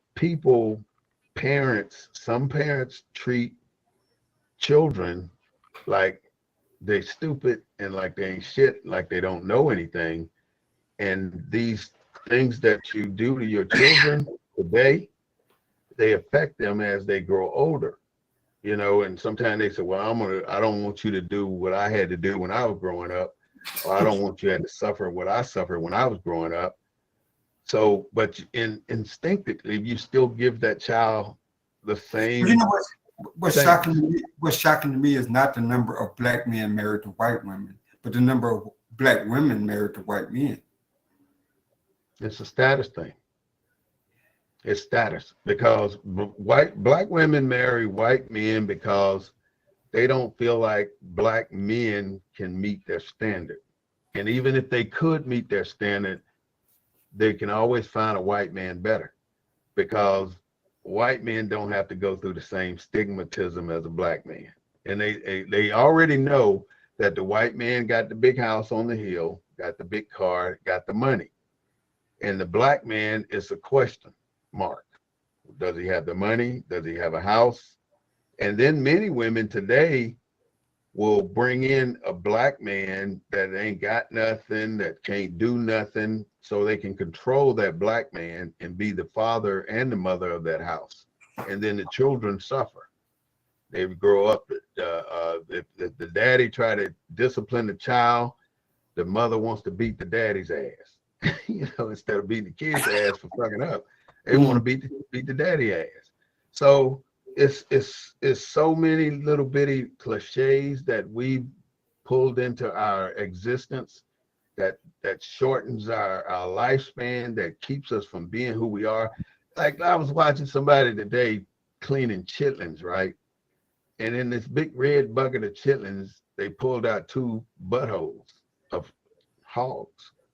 And in those 2 butthole chitlins, it had feces in it. And, they throw them in the bucket, as that they throwing it away, but you still cleaning the rest of these mofos, and I grew up on chitlins like many of us did, but that don't mean I still want to eat that shit. I'm not going to do that just because it was good to me growing up. And I know this is feces driven things. That's why you have to clean them real good. Huh? That's why you have to clean them, so have to wash them. Yeah, you clean them and you wash them, and you clean them and you wash them, and you clean them and you wash them, and you use bleach and you use detergent and you use all these chemicals to clean chitlins, and then you cook them till they cook them, and you cook them and you flavor them and all this shit, and then you sit there and smother them in hot sauce or some other shit, and then you eat them, and the only thing you got is a gelatin type taste in your mouth. You don't really taste it but the hot sauce. What the fuck are you tasting? You don't even taste it. I never liked chitlins. I could never get past the smell. Man, I ate a spoonful 2 years ago, and that was the worst damn thing I ever done. I was sick for 3 days and shit. I never eat them again. Never. I don't give a damn how big the pot. I don't care who clean them. And they always we got to know who cleaned them damn chitlins. Who cleaned the chitlins? Now that's one dish that nobody never brought to a cookout. To a cookout. Chitlins. Chitlins are something, man. But because even in the black family, it was always just one person that liked the chitlins, and somebody would have to cook it for that one, that one person, because there only one. Mac and cheese, collard greens, and chitlins, and then potato pies. Oh, man, that was true. That was all the true. Yeah, I miss those Southern ways, man. We don't. Families don't. Back to what you was asking though. I mean, reparations and what else you were saying? Reparations and. Well, I just think that we got to have a uniform agreement that's what we want. Why can't we get along and do that? I don't know. I mean, because everybody don't agree with reparations. All 41 million black folks don't agree with. But reparations ain't money. As long as we don't think reparations should be money, I think it should be money. I think it should be the relief of money. I think we no longer ever, if you can prove your descendancy from slave, you never pay another tax in America. You never pay another tax. If you can prove that you're descendant, then you should be given 40 acres. It may not be where you want it, but you should have access to 40 acres that's yours without being taxed on it every year. But look, they say that African Americans are anywhere from so many percent all the way up to 35% European, right? Mm-hmm. Now, because I got green eyes. How many Africans got green eyes? There's a whole tribe over there with green eyes and blue eyes and shit. Oh, really? In Africa? Black as hell. got green eyes and blue eyes. In Africa. We're the only ones can do that, We got black people with blue eyes, solid blue eyes. You never know they were from black folks. But how do you make that connection? you make the connection knowing that we are the people where everybody comes from.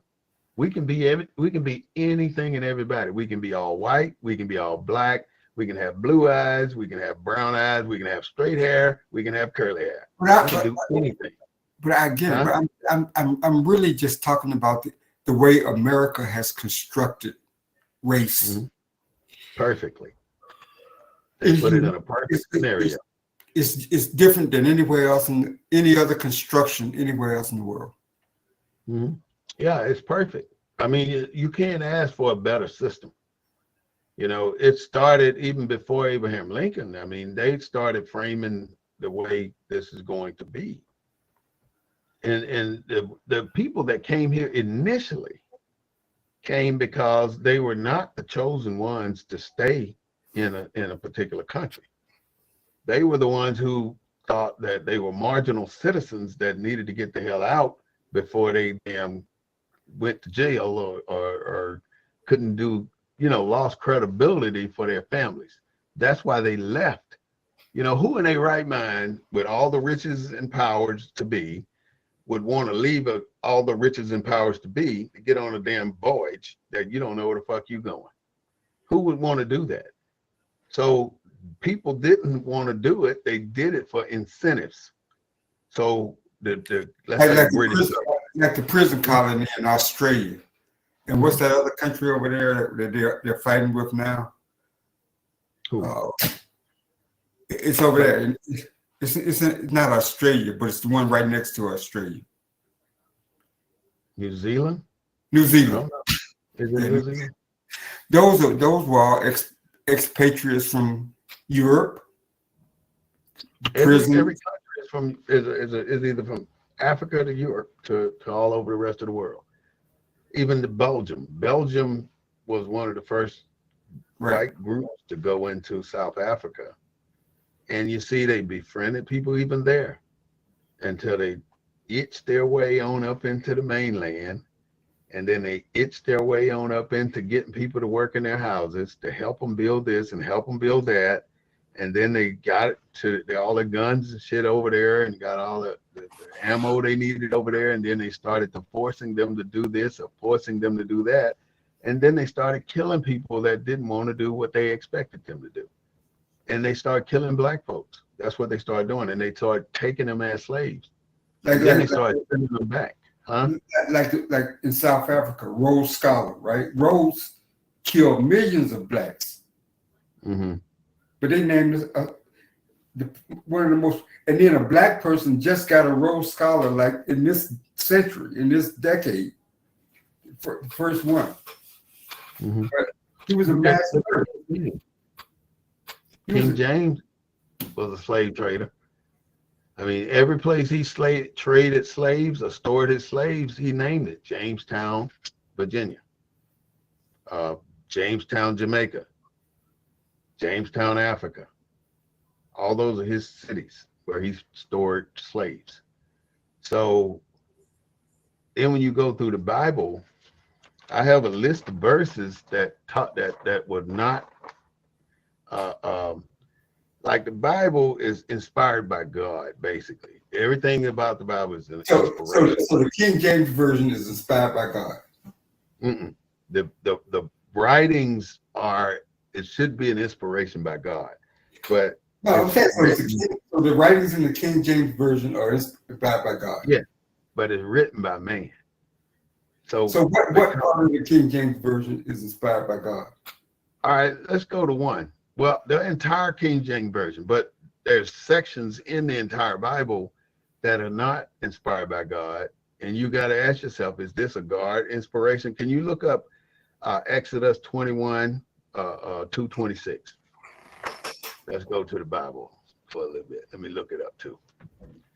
And it's just not the factual thing for it to be this.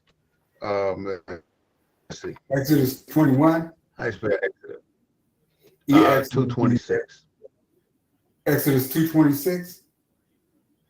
Exodus 21, verse 2:26.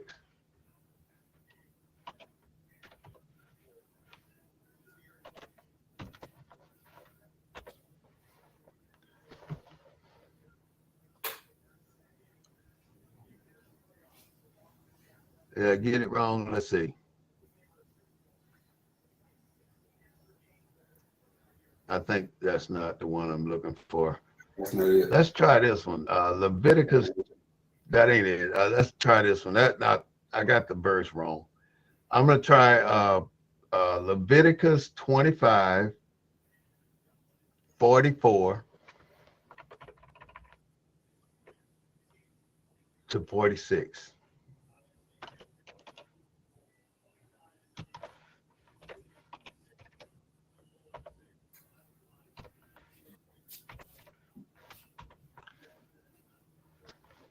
Okay, Leviticus 25, 44 to 46. Is that something?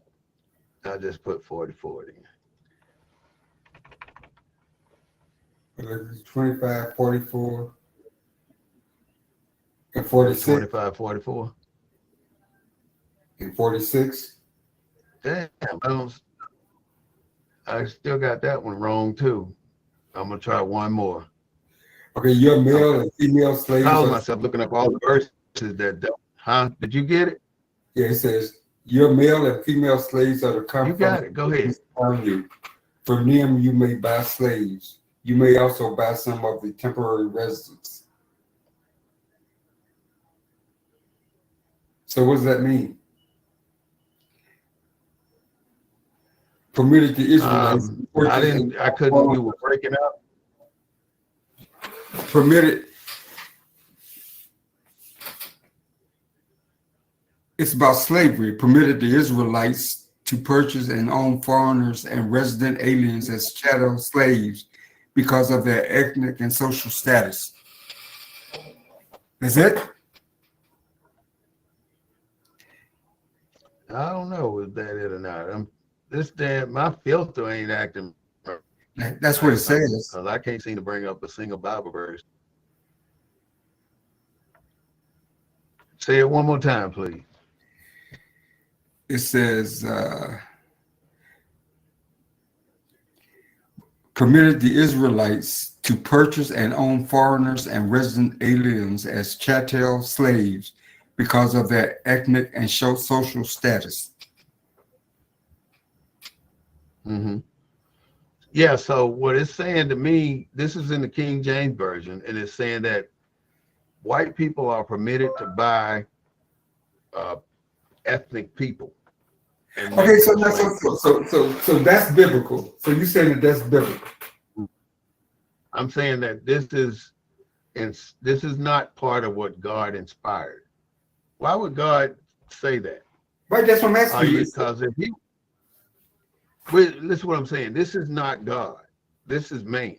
Because God, if you're going to go to heaven, you think God want to keep black people as slaves and allow white people to rule over black people in heaven, since that's what these people want to think?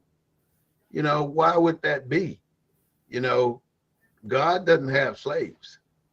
So according to the Bible, though, they're saying that God wants to have slaves. So I'm going to 1 Peter chapter 2, and then the next one is 18.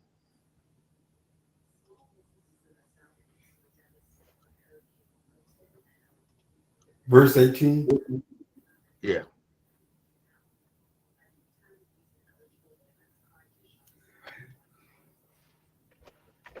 Servants, be submissive to your masters with all respect, not only to those who are good and gentle, but also to those who are unreasonable.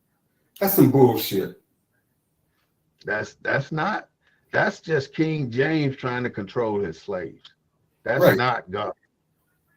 But it's in there. But nobody will read that. Use the King James version of the Bible. Yeah, I know. Let's go to Timothy 6:1 under the King James Version. Timothy chapter 6, verse 1.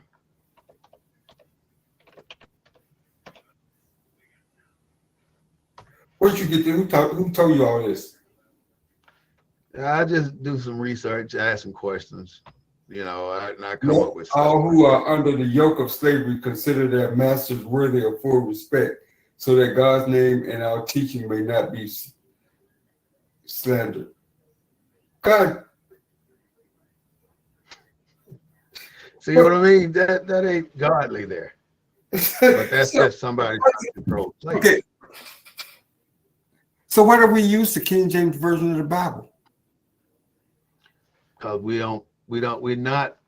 And every hotel you used to go into have a copy of the King James Bible. Because it's KJV. Subliminal thinking. It's like the white Jesus, subliminal thinking. If you're looking at the white Jesus as your Lord and Savior, you're looking at the white man as your Lord and Savior too. That's what the objective is. They understand the objective. They know what the mission is. And that is what they have done. Because you still go into the same churches. You go in the same black churches today, and you see pictures of white Jesus. Still got a white Jesus up there. The only thing gonna help us is if once we can separate ourselves from the white man yoke, because right now we're under the yoke, and black men and black women can get, black women more especially, because they can get the benefits from the white men quicker than the black man can get the benefits from the white man. And because the benefits outweigh the truth, then so King James wrote that version of the Bible to justify slavery. Yeah. Yep. So that's what it. I got 2, 4, 6, 8, 10 verses that talks about how we should be good slaves. And that's and those are the verses that they allow slaves to be taught. Mm-hmm. So look at what they did to what was that preacher named Johnson, the one back in the slavery days that killed all these people. The one that used to take them around from slave camp to slave camp to slave camp, plantation. Oh yeah, I know. And have him preach to them. They allowed to preach, and they finally wound up rebelling. Yeah, and he did that because he saw how terrible they were treating these people. But why do you think it's so important that they beat Kunta Kinte? The depiction of the Kunta Kinte scene tells the truth about the entire story. If Kunta Kinte had not given up his Kunta Kinte name, then they could not have bestowed the name Toby on him and started his new life. They couldn't have done it. They could only do the Toby thing as if he had to give up his ancestry. That was the objective. Give up your past. So that's what they've done to all of us. We've given up our past. We don't know, when we went into slavery, they took all of our African heritage. So how do you feel about the missionaries going around the world teaching this shit? It's almost like me getting you to buy from my store. I want everybody buying from my store. It's about who can sell the most powerful message, and what does it take to sell this message? All right, it takes us to do this A, B, and C in order for us to get more people to sign up for our religion. In my book, I talk about all the different religions. So we go there with health care, we go there with food, we go there with all these other things that make it's not just nobody just goes there for purpose. Right now on page 17, right? On page 17 of my book, it tells you all the different religions. Let me get the book. Okay. Go ahead while I get it. On the 12 major religions and their followers. Christianity got 2.4 billion followers. They kill you in the New World if you did not follow.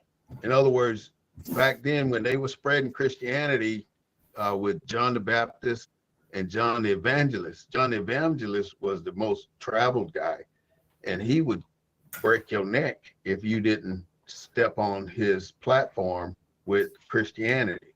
Mm-hmm. John the Baptist, on the other hand, was just a laid-back guy that would tell you about it and you can make your own decision. So Christianity with 2.4 billion followers, Then you have Islam with 1.2 billion followers. Then you have the Catholics with 1.1 billion followers with a passion for abusing young boys. You know, with all of that shit, you never heard of one pastor going to jail. No. All the abuse that went on in the Catholic Church, you never heard of that. What is it? Why is it that certain shit that white folks do get swept under the rug? It's because they run the rug. They manage the rug. You can't do shit and get around these people if they don't want you to.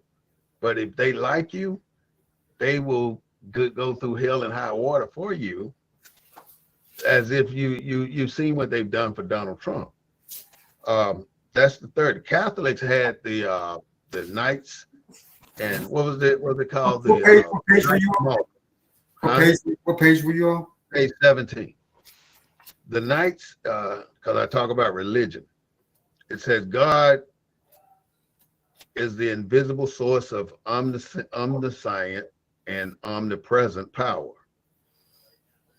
It is difficult to believe we can navigate our lives without having help from a supreme being, and so on and so on. But then I get down to on page 17, where I talk about all the different religions. And you got to realize how the Knights, the Red Cross Knights, the Crusaders, how they took out all the other countries, and they killed people, and they eventually became the Knights of Malta. And when they became the Knights of Malta, they were part of the Masonic order, and Jacques de Molay ran the Knights of Malta. And the King of France. So explain all the different Christianity religions, like Methodists, Seventh-day Evangelists. All of them derived from being pissed off at their mother source. So the Christianity and the Islam people have been fighting for 20,000 years, or since time began, because the Christians would be in charge for 600 years. And then next comes the Islamic people will be in charge for another 600 years. They kept flipping and flopping for hundreds and hundreds of years since all of this stuff began. So now you see that over that dome over there where I like this. I missed this part. What? And you asked this question because I always have this question. I really need to go back over this book. You says, why do millions of churches park themselves on the corner of our poorest neighborhoods and promise the path to salvation? That's what you said. Where you at? Page 17. Still on page 17. Says, why do millions of churches, like that one district I just told you where you was at, right? That church you was at, right? Yeah. At the funeral. That's one district, right? Mm-hmm. There's 99 black churches in that area where you was at. Ridiculous, right? 99. Everything's broken off. Let's say I get mad. Me and you got a church together. We got 1,000-member congregation. I get mad because you won't damn talk about this on this day. So now I'm going to break off and go open me up my own shit. And so now I'm taking 300 of the members out of that church that you got, and we going over here. So is that why God won't bless us? I mean, is that why we can't get the black community together? Because we got too many motherfuckers want to be leaders, but they ain't trying to be leaders. They trying to get paid. That's what it boils down to. And that's what our default is. We're too hungry for money. It's money before people on all cases, and money before self-respect on all cases. We'll give up our self-respect for money. We'll sell our bodies for money. We'll kill people for money. We'll do anything for money. And then why do they say money is the root of all evil, and you can't get through the eye of a needle if you're rich? Who they trying to convince? Because the rich people don't give a damn about that bullshit.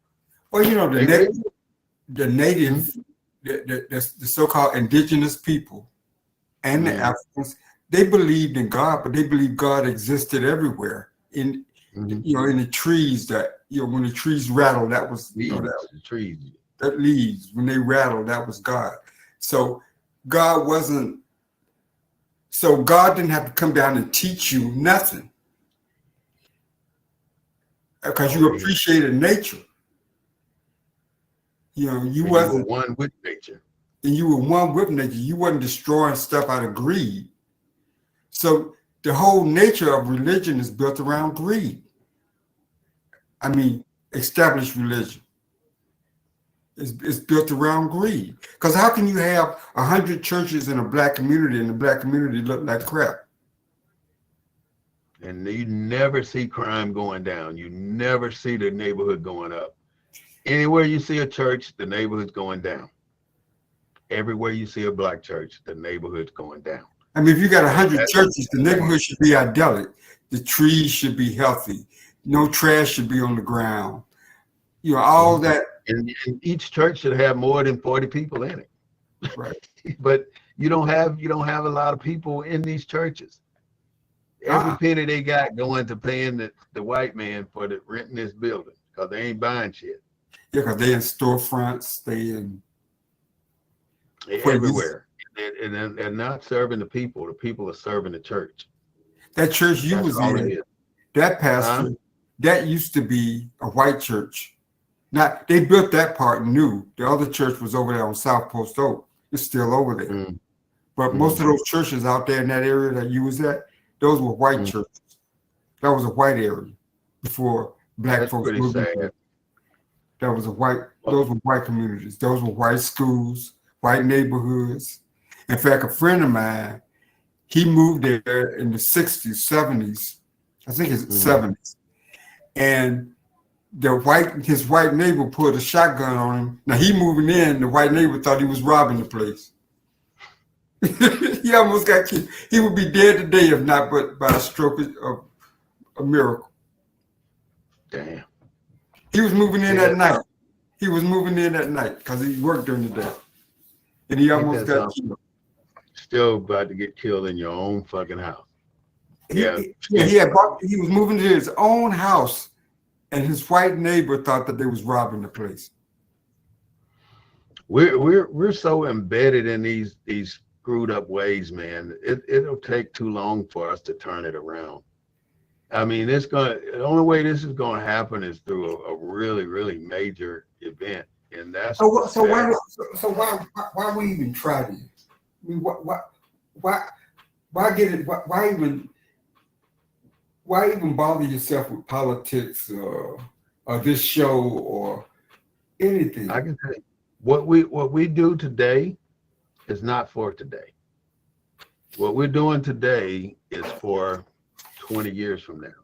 What was your motivation for writing your book? Why did you? Well, my inspiration was basically, I had a story to tell, and I didn't know how to tell it because I always write. I just jot down notes all the time, and I still do it. And it just, I mean, I go through a shitload of paper all the time, and I rather write with my hand than just type. So I was doing this for 20 years before I decided to put any of this down to in the book. And if you go back to the index, you'll see how I laid it out. I talked about my dedication, acknowledgement. Then I said, clean up my life, a better way to be clean. Because many people outside of being taught like we were in boot camp don't know how to take a shower. Many people don't know how to brush teeth. Many people don't know the benefits of flossing or getting your teeth clean or getting a physical once a year. You know, many people don't have those basic things that are needed for us to be better people. Being clean means a lot to me, and I thought it was good for me to describe how I clean and how other people could look at how I clean and said, damn, I probably should start doing this. I'm washing my face with the same towel I wash my ass with, you know, shit like that. So that's why I wrote about how to be clean. And then what makes them afraid of us. Are you an active Mason? Not, yeah, I'm a shrine. I'm in the shrine right now, but as far as the rest of the stuff, no. I just decided I didn't want to do it anymore because I went all the way to the 33rd degree Mason, and as a 33rd degree Mason, that's as far as you can go. You have no need to go farther than that. There's nothing left in masonry past 33rd degree. So when I obtained the 33rd degree level, there was no reason for me to go beyond that. And I just decided I'd had enough. This is the one thing that you always maintain from becoming a 33rd degree Mason. I don't know if you can see it. Can you see that, Clark? Oh yeah. No, I'm a 3rd degree. I just never pursued it. I just never stayed active. I found some really flaws in that philosophy. And the biggest flaw I found is that you want to be known as the givers of society. You want to give here, give there, and make charitable donations all over the place. Mm-hmm. But in order to make charitable donations, man, you got to have some money to donate. All these little $300, $400, $500 damn gift certificates and scholarship funds, and you make it like it's the biggest damn thing in the world, but you ain't really doing that but paying gas money to back and forth to school. You ain't doing shit. Like, same with the rest of the fraternities. You always want to give, but you ain't got shit to give. Grow your fucking bank account before you giving it away. If you're giving away a $3,000 scholarship and you only got $5,000 in the bank, you stupid. And that's what I see in all these damn frats. They got money. They got enough money to do their normal shit every year, and they don't have anything more. But then the money you put into the basic, the community branch, 60% of that money goes to the next level branch. And then 30% of that money goes to the next level branch. So really, you're just supporting the levels at the top that ain't doing shit but partying. So you're doing all the work down here, paying for everybody up there to have a great time. Yeah, it's a level marketing. It's a fucking scheme that beats the poor man to death. So I do look at it this way, though. Any fraternity that you're a part of is not for the young man. It's for the middle to older men, middle-aged to older age men. Men who have been accomplished, who have disposable income and disposable time, because it takes a lot of time, a lot of money, and a lot of studying to be proficient at your fraternity. Right. Otherwise, you're just spinning your damn wheel. That's all you're doing. So if you ain't going in it to go all the way, then leave that shit alone, because you're spending $400-500 a year on bullshit, and it ain't amounting to a damn thing for you. Because once you decide, let's say you walk away today from whatever fraternity you may be in, there's a 95% chance that you'll never hear from another member in that fraternity again. Mm-hmm. Never. And until it's dues time, you'll hear from them dues time. I hear from them all the time when it comes to dues, but I hear from Alpha. I mean, they're pretty active in terms of communicating with the membership. They stay in contact. Okay. But I was really upset. I got a call from this white firm who's putting together the directory. And I'm saying, why we got a white firm putting the directory together? Don't make sense. Why would you have a white person sitting at the head of your fraternity or your local fraternity? Is that permissible where you are? Oh yeah, I mean, we got white members. The head of the TEA, the head of the TEA, the Texas Education Authority, he's an alpha. The white guy that's over it, he's an alpha. So your local fraternity you can have a white person in charge. No, we don't. No, I don't know. They never had one. But see, that's what I'm saying. I'm really that they should not be seated as. There's two local fraternities here in Houston chapter and Missouri City. I don't belong to either one. I keep my membership at the national. I support the national. partly because I got disgruntled because when my daughter was at the school, I tried to get the brothers to come and tutor the kids, and they was too busy doing something else and shit. I said, well, what the, where y'all? Mm-hmm. I went to this cleanup, and I tried to get them to come to, and it is a black school, and the only people there for the cleanup was white folks. Not one black man.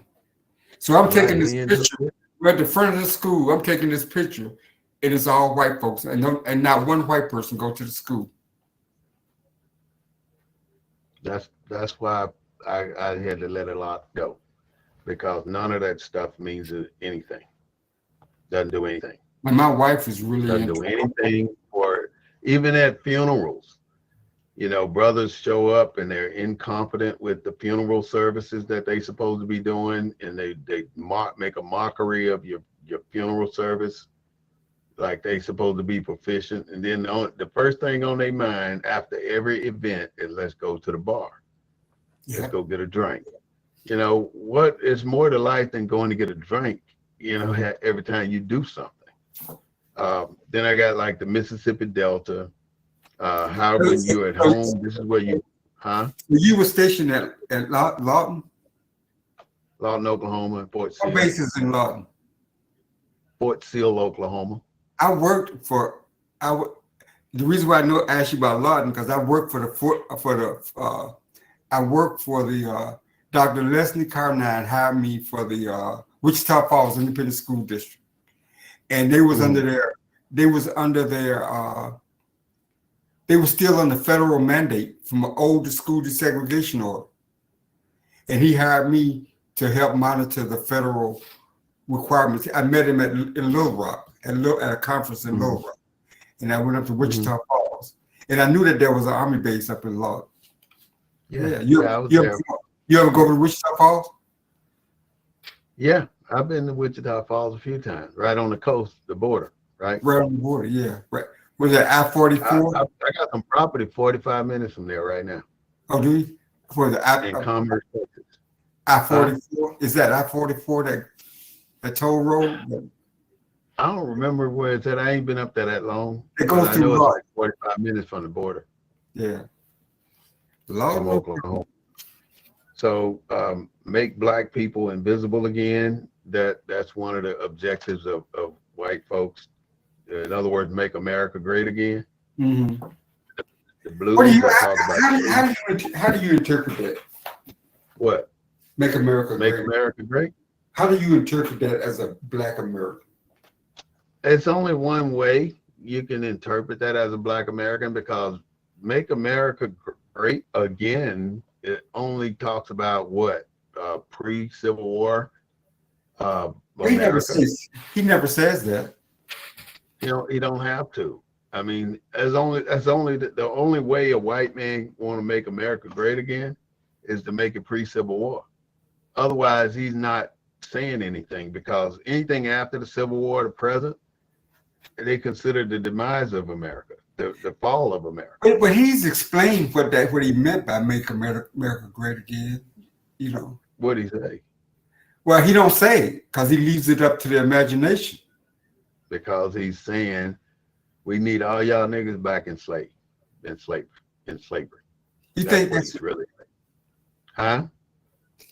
You think that's what he's saying? You think that's the message that he's sending to? Because there's no doubt in my mind that is the message he's sending. That is no doubt in my mind that is the message white people got.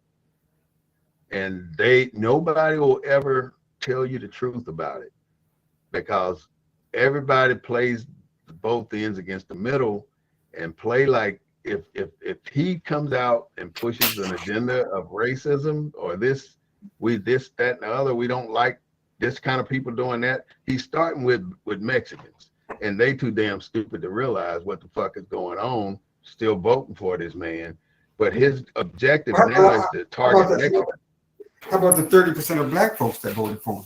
Black men. But it don't matter. That ain't even the issue now. The only issue with DT is Mexicans, because if his number one agenda is to deport Mexicans, in order to do that, he has to do two things. One, he has to say every police officer in America has immunity to do this.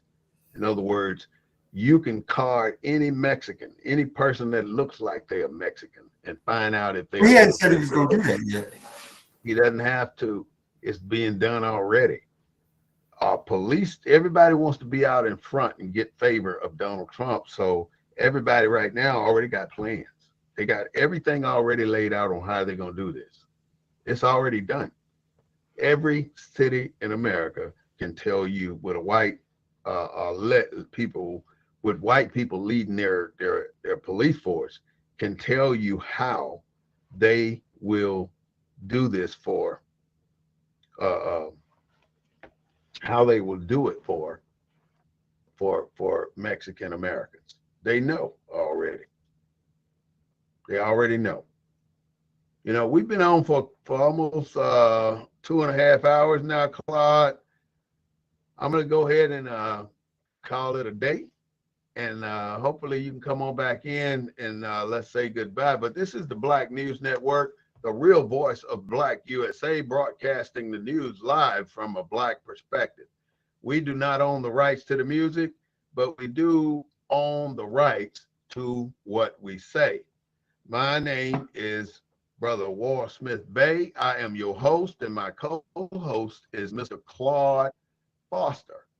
He's the CEO of CF Consulting Group. I might have missed a letter there, but he is the CEO of that organization. I want to thank you so much for being a part of our show today about Black Wall Street. You can also, again, support us at Cash App, $ SMITHWAR, and become a good viewer and lifetime member. But I do ask you to subscribe to us on YouTube and to like us on Facebook. Again, I'm your host, War Smith, and I ask you to please contact me for a copy of my book, a signed copy of my book, Leave the Dirt in the Cotton Field. And I think you would be very pleased to get this book. I mean, it talks about some really deep shit that you should know about going on in our lifetime. It's life off the plantation, basically. And don't think that this has changed. America still got an agenda, and the agenda is to get rid of you. I want you all to have a great day today and a better day tomorrow. This is Walt Smith with the Black News Network signing off. Thank you so much.